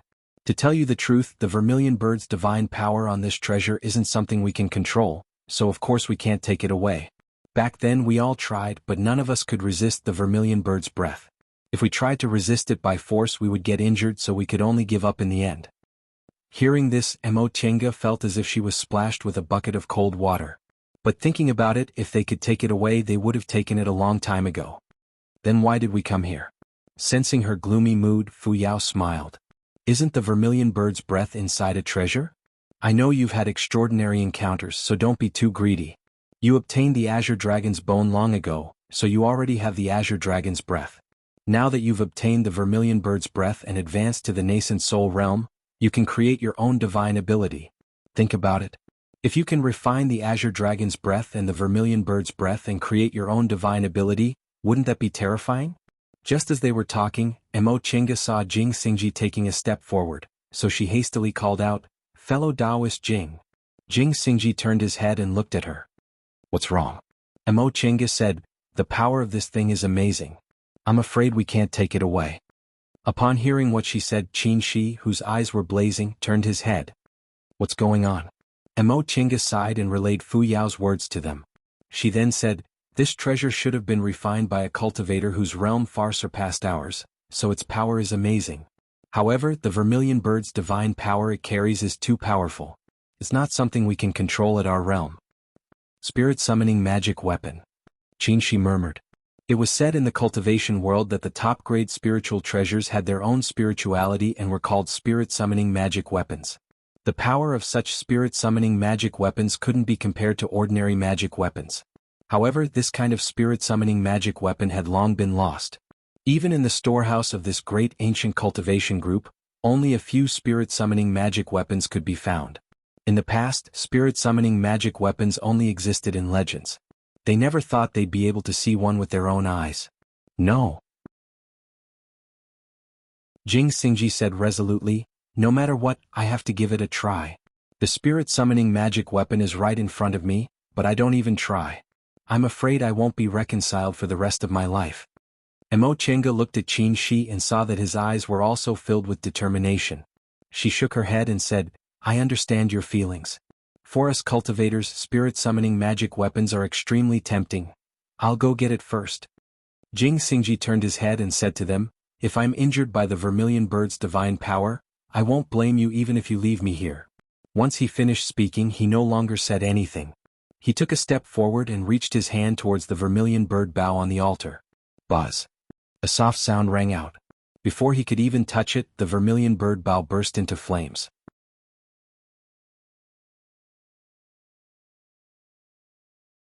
Chapter 483. Before he could even grasp the Vermilion Bird bow, Jing Xingji cried out in pain as he was flung away. The flames on the Vermilion Bird bow had returned to their original state, burning steadily and fiercely. Taoist Jing? Jing Xingji half sat on the ground and lowered his head to look at his hands. His expression was cloudy and uncertain. The hand he had used to grab the Vermilion Bird bow was already charred black. Emo Chenga and Qin Shi glanced at each other. Both of them were a bit aghast. When a cultivator forms their nascent soul, their body will also be reconstructed. The body of a nascent soul cultivator is much stronger than that of a core formation cultivator. It is very difficult for ordinary magic treasures to injure them. Jing Xingji was a sword cultivator, and sword cultivators usually practiced body tempering techniques at the same time. Therefore, his body was naturally tougher than that of ordinary nascent soul cultivators. However, this vermilion bird bow relied solely on the flames on its surface to seriously injure Jing Xingji. If they had not seen it with their own eyes, they would not have believed it. What a powerful force. After a long while, Jing Xingji regained his wits. He swallowed a medicinal pill and cast a simple healing spell on his wound before standing up again. As he stared at the vermilion bird bow on the offering table, the fervor in his eyes faded a little. He then turned towards Qin Shi and said, "It seems fellow Daoist Qingwei was right. The power of this treasure is astonishing, far surpassing our realms. Without special means we can't take it away." Qin Shi naturally believed what Mo Tiange said. Besides, Jing Xingji's experience was right before his eyes. However, he looked at the vermilion bird bow in front of him and hesitated for a moment before stepping forward. "Senior Marshal Brother," Mo Tiange called. He turned around and saw her worried expression. He revealed a comforting smile. "I'm just trying. If it doesn't work, I won't force it." Mo Tiange hesitated for a moment before nodding. "You must be careful." She knew that although Qin Shi was a cultivator with a firm Dao heart like her, they were different in some aspects. When she was growing up, she experienced too many losses. After the inner demons test during the core formation realm, she became indifferent to everything in the world. She focused on her state of mind and looked down on external objects. As for Qin Shi, just like all male cultivators, he also pursued power while pursuing the path to immortality. He never slacked off on refining the three-young real fire sword. He tirelessly searched for secret techniques to make himself stronger. Perhaps this was also a difference between men and women. Female cultivators with a firm Dao heart rarely liked to kill. Instead, they wholeheartedly focused on the Dao. Male cultivators, on the other hand, could not avoid the desire for power. This wasn't absolute, but it was mostly so. For all cultivators who pursued power, it would be a lifelong regret to give up on a spiritual treasure that was rarely seen even in ancient times without even trying it out. Qin Shi took a deep breath and took a step forward. He stood in front of the altar and reached out his hand. A blue flame sprang out of his arm. It was his secret technique, the extreme young real fire. The true fire in the cultivation world is divided into external fire and internal fire. The external fire is the three great true fires, and the internal fire is the true fire in a cultivator's dantian. In the nascent soul realm, even a cultivator who didn't practice fire techniques would have a very powerful nascent soul real fire. Moreover, Qin Shi had been proficient in fire element spells ever since he started aura refining. Yang real stage cultivators is Yang real his fire. Yang real formation cultivators bird formation cultivators fire spirit, and the spirit. However, even so, as soon as he got close to the vermilion bird bow, his extreme young true fire started to flicker, as if it was extremely afraid. Mo Tiange's face darkened. She stared at his movements without blinking. Qin Shi controlled the young real fire to surround his arm and slowly approached the vermilion bird bow.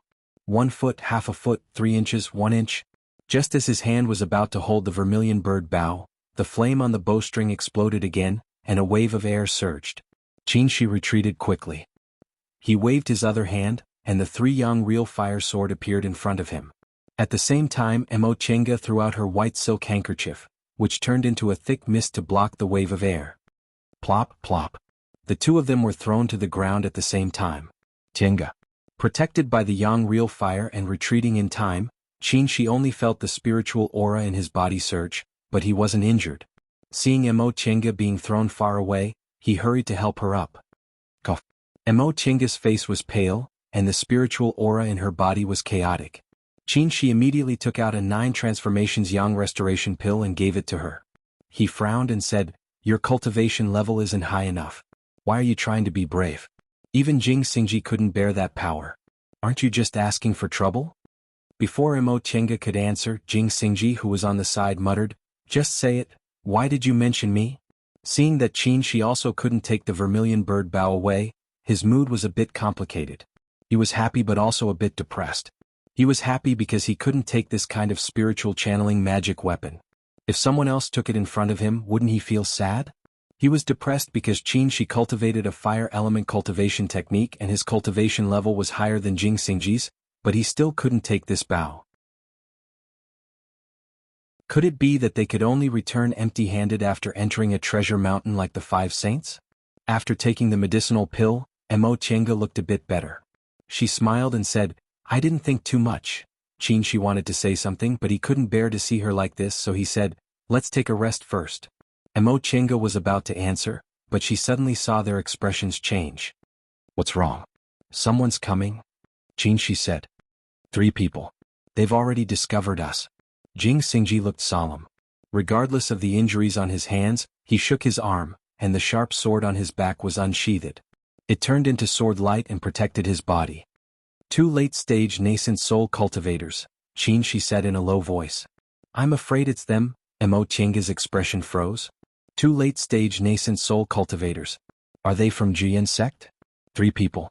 Who's the last one? Was Ling Yunhe left up there? Or was it Ling Xiu? Before the 3 of them could figure it out, the breaths outside were getting closer and closer. Soon, 3 people rushed into the hall. In this vermilion bird sacrificial temple, the leakage of primordial devil aura was severe, so they couldn't use their divine senses well. Therefore, when they sensed someone approaching, it was already too late to dodge. Sure enough, it's you guys. The newcomers shouted in a deep voice. They were Master Taoist Yuanmu, Master Taoist Iron Mask, and Ling Yunhe. Fellow Taoist Yuanmu, we've only been apart for a few hours, but we meet again. After a moment of surprise, Qin Shi calmly greeted him with a calm expression. Master Taoist Yuanmu's sharp gaze moved back and forth between the 3 of them. In the end, his gaze stopped on the sacrificial table. The vermilion bird bow. It really is the vermilion bird bow. A fanatical expression appeared on his face, and his eyes were fixed on the vermilion bird bow in front of the vermilion bird statue. Mo Chinga had a bad feeling. She wasn't surprised that Jian sect knew about the vermilion bird bow. Back then, the 5 saints went to the underground palace together, so how could they not know? However, she didn't expect them to come so soon. Fu Yaozi told her that the other 4 saints didn't know about the secret passage in the storeroom. Back then they came in through another entrance. The reason why Fu Yaozi knew so much was because he took a lot of secret records about this sect from the Scripture Pavilion's library that recorded experiences. When the 5 saints obtained the cosmos rings of the deification cultivators, he also specifically asked for such jade slips. Thoughts flashed through her mind. She remembered Master Taoist Yuanmu's unusual reaction in front of the storeroom. He was willing to give up a tablet just to take refuge in the storeroom as soon as possible. Could it be that he wanted to preserve his strength and buy time to go to the underground palace? In that case, from the beginning, Jian sect's goal was the vermilion bird bow in the vermilion bird sacrificial temple? She stared at Master Taoist Yuanmu and the other 2 saints vigilantly. If that was the case, with such a precious treasure in front of them, how could they tolerate it? Master Taoist Yuanmu recovered from his frenzy and stared at the 3 of them with a gloomy gaze. Fellow Taoists disappeared mysteriously because you went to the underground palace a long time ago. It seems your goal is also this vermilion bird bow?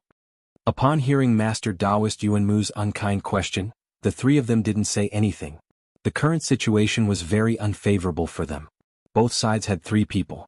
Apart from Mo Chinga and Ling Yunhe, who were in the core formation realm, the other side had 2 late-stage nascent soul cultivators, while they had 1 middle-stage nascent soul cultivator and 1 early-stage nascent soul cultivator. Jing Xingji was a sword cultivator, so early-stage nascent soul cultivators were equal to middle-stage nascent soul cultivators. Qin Shi was also a bit stronger than ordinary middle-stage nascent soul cultivators, but this still wasn't enough to close the gap between the 2 sides. Even if Master Taoist Yuanmu and Master Taoist Iron Mask were slightly injured, the result would still be the same. Of course, it wasn't that they didn't have the strength to fight. Both Qin Shi and Jing Xingji were good at fights of magical powers, and their strength surpassed that of cultivators in the same realm. Even if they couldn't compare to the 2 late-stage nascent soul cultivators, they wouldn't be as powerless as ordinary cultivators. But if they really fought, they would inevitably pay a heavy price. Junior Martial Brother Yuanmu. Master Taoist Iron Mask took a step forward.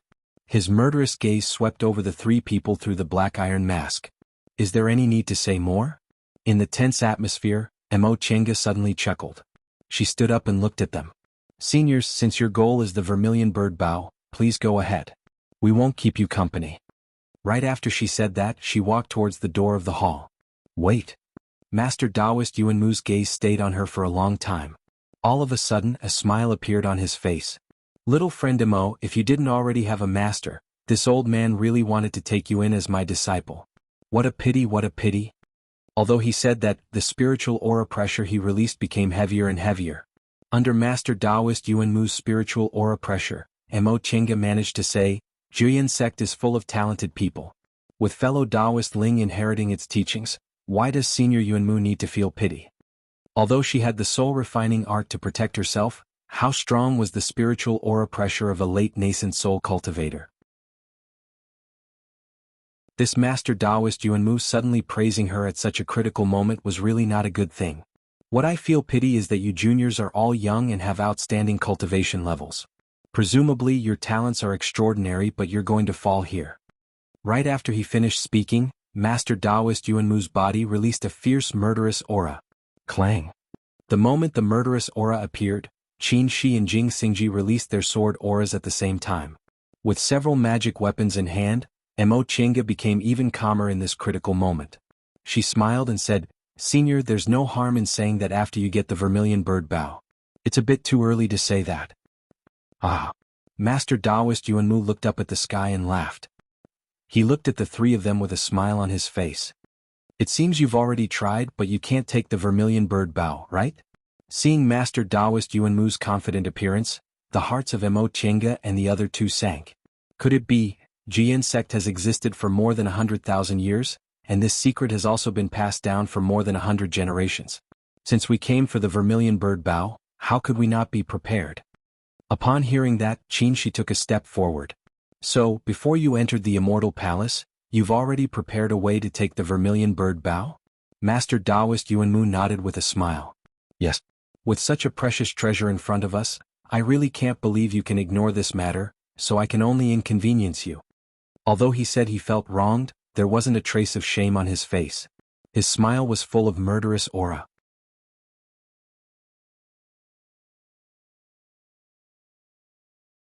Chapter 484. The truth was right in front of them. Back then, the five saints didn't take away the vermilion bird bow. Saint Guizhen passed this secret to his descendants and found a solution. Not long ago, the five holy objects appeared one after another. Jian sect began to act. They united all the sects to gather the five holy objects and entered the mysterious space of the Sea of Returning Ruins to seek the vermilion bird bow enshrined in the vermilion bird sacrificial temple under the immortal palace. Before that, the sutra depository and the storehouse were all a cover-up. The fated chance Jian sect was really looking for wasn't here. As she thought up to this point, she couldn't help but sigh. These cultivators from Jian sect were really scheming. Before, they didn't reveal anything and, like the others, deliberately let her hold them back. But in fact, they had long planned to take the vermilion bird bow away on the last day. In the current cultivation world, she had never heard of the existence of a spiritual magic weapon. This was a sect guarding treasure made by a top cultivator in the Middle Ages using the remains of the vermilion bird, one of the five spirits. If Jian sect obtained it, they would definitely become the #1 sect in the world. She couldn't help but wonder, what about the others? Did Master Hui Yin, Master Zhou, and Sky Glory Demon Venerable also pass this secret down? Yang Qingji wasn't Sky Glory Demon Venerable's successor, so the possibility of him knowing this secret wasn't high. But Jiewu and Han Shizhi, after thinking for a while, Mo Qingge ruled out this possibility. It had been several hours since they went down from the storehouse to the underground palace. If Buddhism and Confucianism also had the same purpose, they should have arrived already. In that case, things were going to be difficult. Without anyone to balance them, they would undoubtedly be at a disadvantage if they directly confronted Jian sect. Moreover, the other side clearly didn't believe them and wanted to eliminate future troubles. It made sense. With such a precious treasure in front of them, who could trust that they wouldn't have evil intentions and let them go? Mo Qingge sighed inwardly.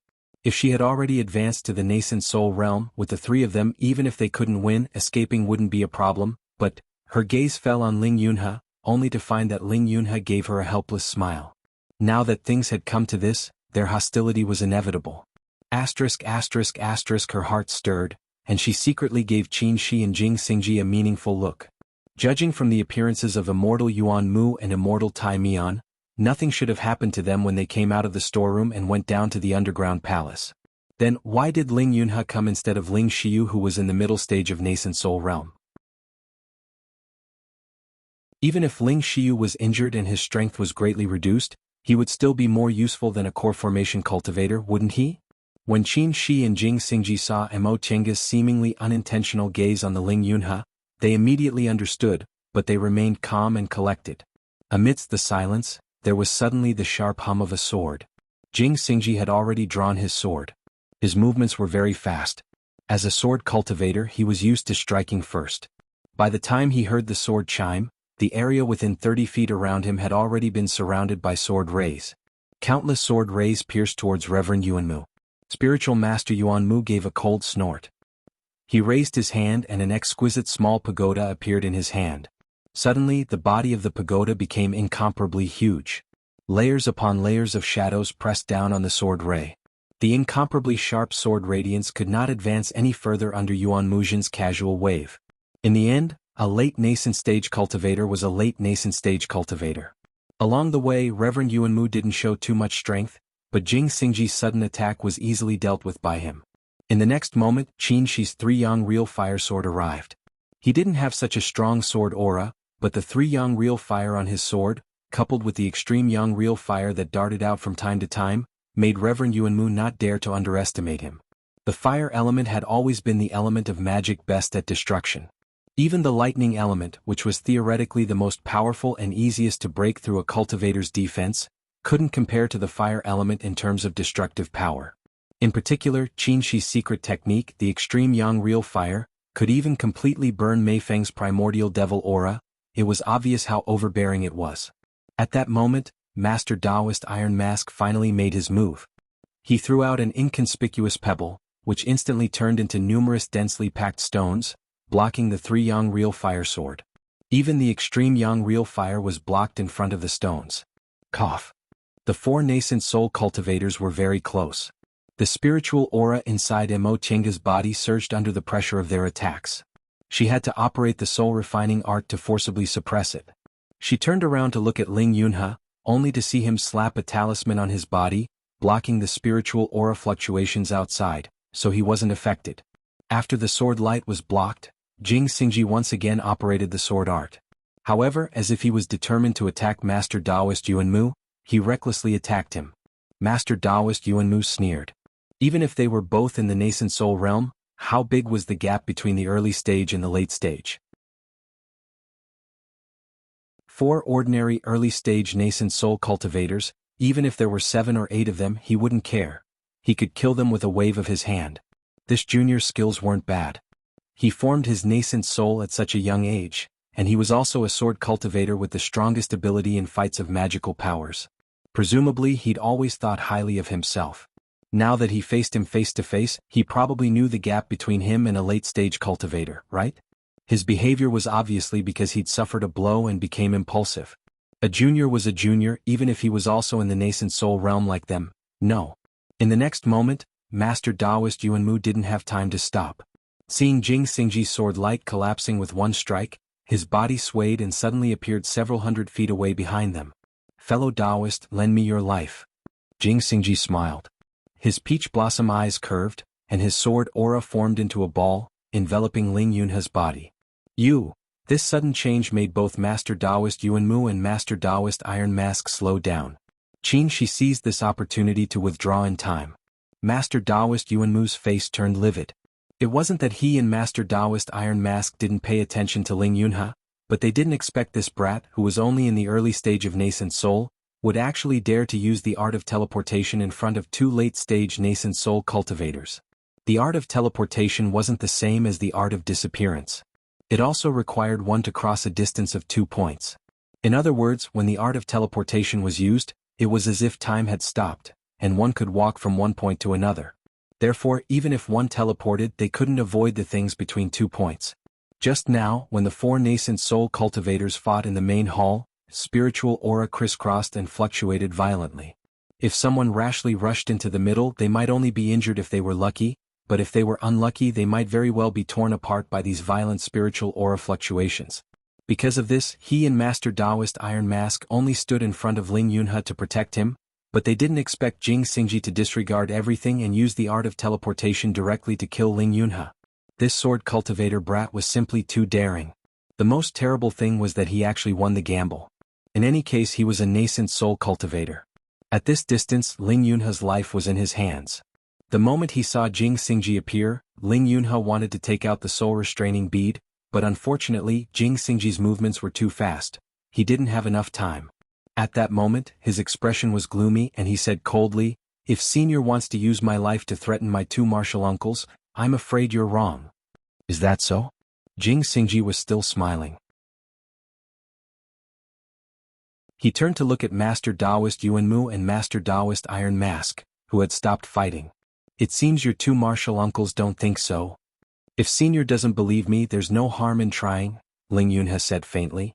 The sword aura of a nascent soul sword cultivator was right above his head, but he looked fearless. Fellow Taoist Ling is courageous. Mo Chenga looked at Ling Yunhe with a smile. But your words don't count. Fellow Taoists.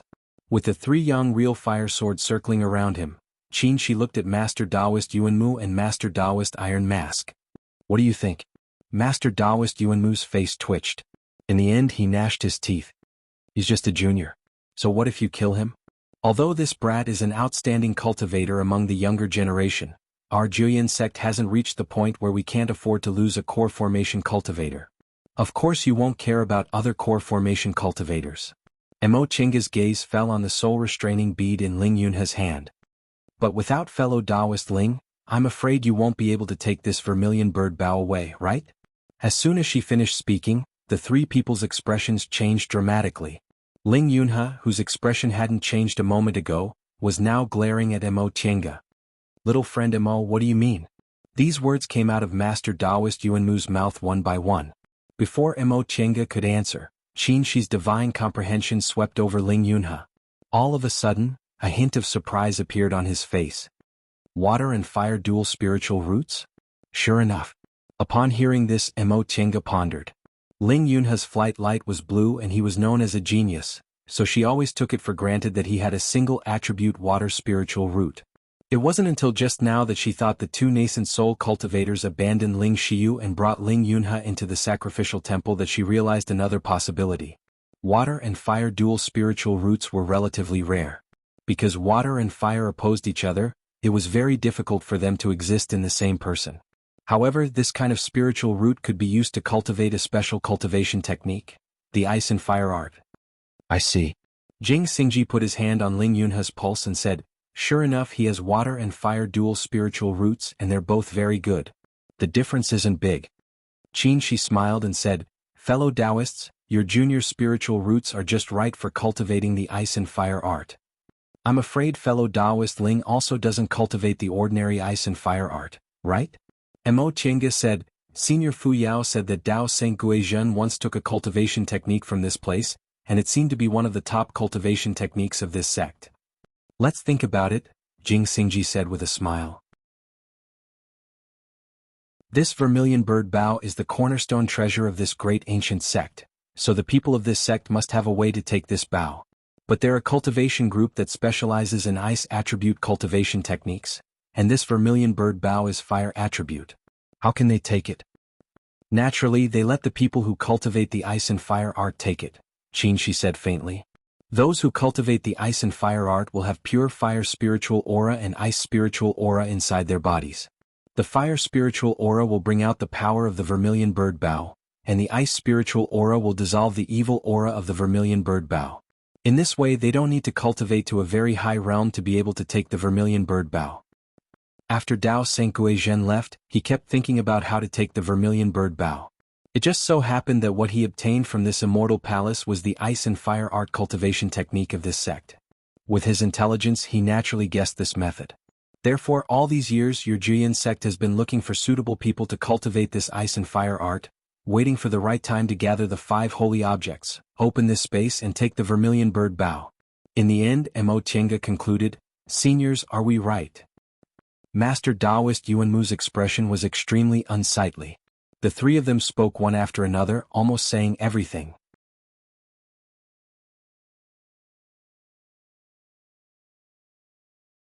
Chapter 485. Master Taoist Yuanmu took a deep breath and finally asked calmly, Tell me, what do you want? Mo Chenga and Qin Shi looked at each other and Qin Shi said, We don't want anything. Fine. As the highest director of Juyin sect, Master Taoist Yuanmu made a decision and said calmly without hesitation, Leave this palace quickly and have nothing to do with each other from now on. Upon hearing what he said, the corners of Mo Chenga's mouth curved. Just as she was about to say something, she heard Jing Xingji say lazily, Fellow Taoist, you're right. If we obediently leave after you get the spiritual linking magic weapon, no matter how you look at it, will be the ones suffering a loss. Brat, don't push your luck. Master Taoist Yuanmu didn't like Jing Xingji. If we don't take the treasure, we'll return empty-handed at most. If you keep complaining, you'll die. Haha, a cultivator in the late stage of Yuan is indeed a cultivator in the late stage of Yuan. How domineering. What he said wasn't wrong, but Jing Xingji's tone and expression seemed to be mocking him. However, Master Taoist Yuanmu was a great cultivator after all, so he ignored him and looked at Mo Tiange and Qin Shi. What do you think? Okay. Qin Shi looked at Mo Tiange and answered straightforwardly, the three of us will leave the underground palace and we'll let this junior come back. Master Taoist Yuanmu raised his eyebrows and said, if you two don't believe us, we'll go our separate ways. At worst, we'll die here and you don't have to think about the vermilion bird bough. Master Taoist Yuanmu didn't speak for a while. Seeing the three of them looking indifferent, he secretly clenched his teeth in hatred. These three people were all young juniors, but they acted so shamelessly that they were comparable to old Donkey Ma, who had been in the cultivation world for thousands of years. In fact, he knew this was a psychological battle between the two sides. Were they really willing to die? Probably not. But they dared to bet, and this kind of courage already gave them the chips to win. What about himself? When this space was opened, most of the divine senses on the 5 holy objects dissipated. In other words, they couldn't be recognized as masters again and were no longer the key to this space. Unless they were like the 5 sages who had also found a way to open up this space. But there was only 1 day left before the divine palace would be opened. They would not make it. Without a way to open the space, they could only leave the immortal palace before the end of the 3 days, and they would not be able to enter again. Under such circumstances, if they missed this opportunity, they would forever lose the chance to obtain the vermilion bird bough. The vermilion bird bough. For the past 100,000 years, the Juyin sect had chosen a suitable disciple to cultivate the ice and fire arts in every generation to prepare for the opening of the Sea of Return ruins. It had been more than 100 generations. The goal that had persisted for 100 generations suddenly had the possibility of being realized in his generation. How could he let it go to waste? If that was the case, he would have let down his ancestors and he would have let down his ancestors. Thinking of this, Taoist Master Yuanmu suddenly felt a sense of exhaustion. He had entered the Juyin sect at a young age, and because of his astonishing aptitude, he had been accepted as an inner disciple by a nascent soul cultivator. In the span of several hundred years, he had progressed from an inner disciple to an inner disciple, then to a direct disciple, and finally formed a nascent soul and became a grand supreme elder. Everything had been smooth sailing. At 500 years old, he advanced to the late stage of the nascent soul realm, Shaking Yunzhong, and became Juyin sect's first grand supreme elder. For the past 400 years, his words were final, and his position was high and powerful. However, under the glory that everyone envied, there was also a burden that others couldn't see. For the past 400 years, for the sake of Juyin sect, he had schemed and racked his brains every time. In fact, he hadn't even reached 1,000 years old. For a great cultivator in the late stage of the nascent soul realm, this was the best time of his life. However, he felt like he was getting old. In particular, competing with these juniors made him feel mentally and physically exhausted. All of a sudden, he wanted to throw all these things away and go back to his days of closed-door meditation and painstakingly cultivate. Taoist Master Yuanmu sighed softly.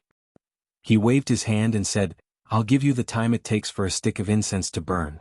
After that, Senior Marshal Brother Ironface and I will go to pursue him.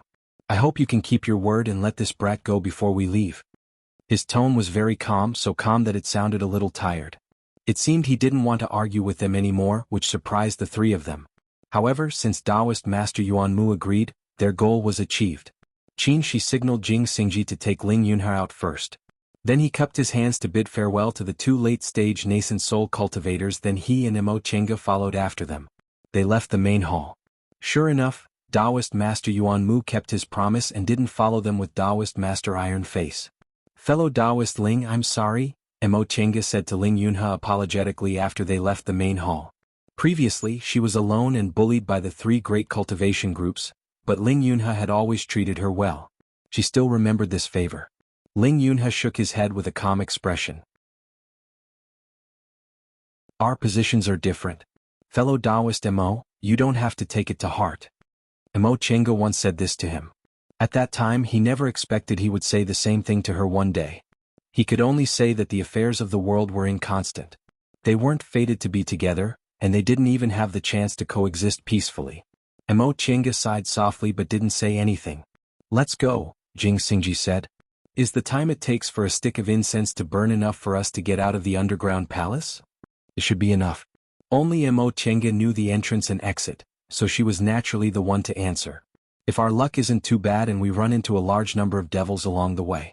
The reason why it took them so long to find the main hall after they went down to the underground palace was because they ran into a large number of devils and were delayed for a long time. Jing Xingji nodded and didn't say anything else. They didn't have much time. The four of them flew at full speed. Mo Chinga's spiritual breath was a bit unstable, so she was carried by Qin Shi while Jing Xingji held Ling Yunhe hostage. The four of them just passed through a stone path when Qin Shi suddenly stopped. "What's going on? What's wrong?" Mo Chinga asked. "Sense your surroundings." In the next moment, the four people's expressions changed. This underground palace and sacrificial temple were full of devil aura. Even in places with relatively light devil aura, they could still feel the chaotic mixture of spirit and devil aura. But at this moment this kind of chaotic feeling changed. "Devil aura?" Ling Yunhe blurted out, pointing at a corner. There was a very faint devil aura there, which was now slowly losing its color. Soon after, everyone could see with their naked eyes that the devil aura around them was slowly disappearing, or in other words, the devil aura was rushing in one direction. She raised her head and glanced at Qin Shi. Both of their eyes were filled with shock. They all knew there was a primordial devil stone tablet in this sacrificial temple, and this primordial devil aura came from this stone tablet. Now that the devil aura was abnormal, it was very likely that there was a problem with the stone tablet. They knew how powerful primordial devil aura was. If there was a problem with this stone tablet, would there be any serious consequences? Not good. Qin Shi suddenly shouted. He pulled Mo Chinga, turned around and ran. "Let's go back." Jing Xingji was baffled when he heard that, but in the next moment his expression also changed. He pulled Ling Yunhe and followed behind Qin Shi, running wildly in the direction of the main hall. Devils. Just as they ran back to the main hall, a wave of countless devils surged in the direction where the devil aura disappeared. Returning to the main hall in time and avoiding the wave of devils, the four of them looked terrified. The cultivation levels of these devils weren't very high, and none of them had reached the nascent soul realm.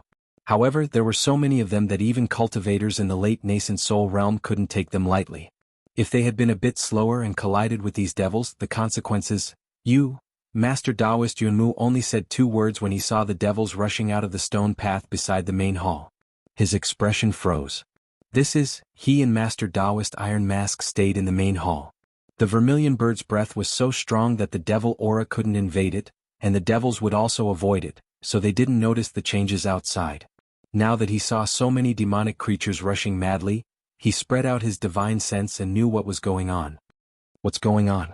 Master Taoist Yuanmu muttered to himself. This sudden change made him not care about Mo Chinga and the others coming back. Instead he looked at Master Taoist Iron Mask. "Senior Martial Brother Iron Mask, this devil aura is the stone tablet." Under the black iron mask, Master Taoist Iron Mask's tone was surprised and solemn.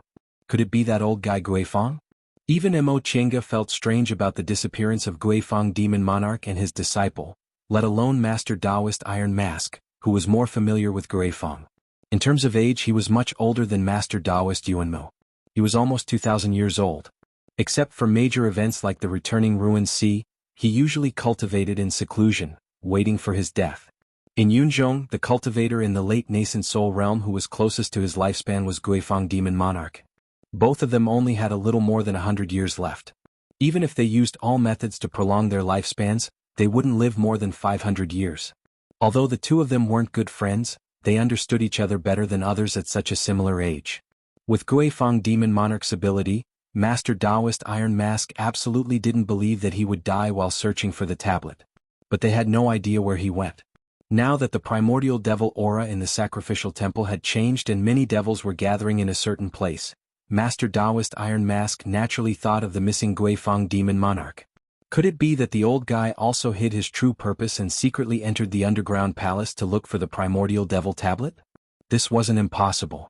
The spiritual beast's aura on the vermilion bird bough couldn't be controlled by devil cultivators, and the primordial devil art was the real top-grade treasure for devil cultivators. Unfortunately, the auras in this sacrificial temple were mixed. Even nascent soul realm cultivators like them couldn't spread their divine senses smoothly, so they couldn't probe the situation in the distance. This sudden change forced the 4 people who had just left back into the main hall. The 2 nascent soul realm cultivators also didn't have the mood to care about their previous agreement. If things were really as they guessed, the situation would be complicated. If Guifang Demon Monarch absorbed so much devil aura, his strength would definitely increase greatly. He might even be able to use it to advance to the deification realm. Although the vermilion bird bow was useless to him, how could he let such a powerful spirit-connected magic weapon that could threaten him exist? Compared to this, the matter of these 3 juniors was simply negligible. You're tuning in to the Han Li's Wuxia Adventures YouTube channel. We're so grateful for your support, and don't forget to subscribe to join us on this incredible journey through captivating stories. Your generosity through donations truly makes a world of difference, as it's the primary source of revenue that allows me to expand and enhance this channel for you. Thank you from the bottom of my heart for being a part of this adventure.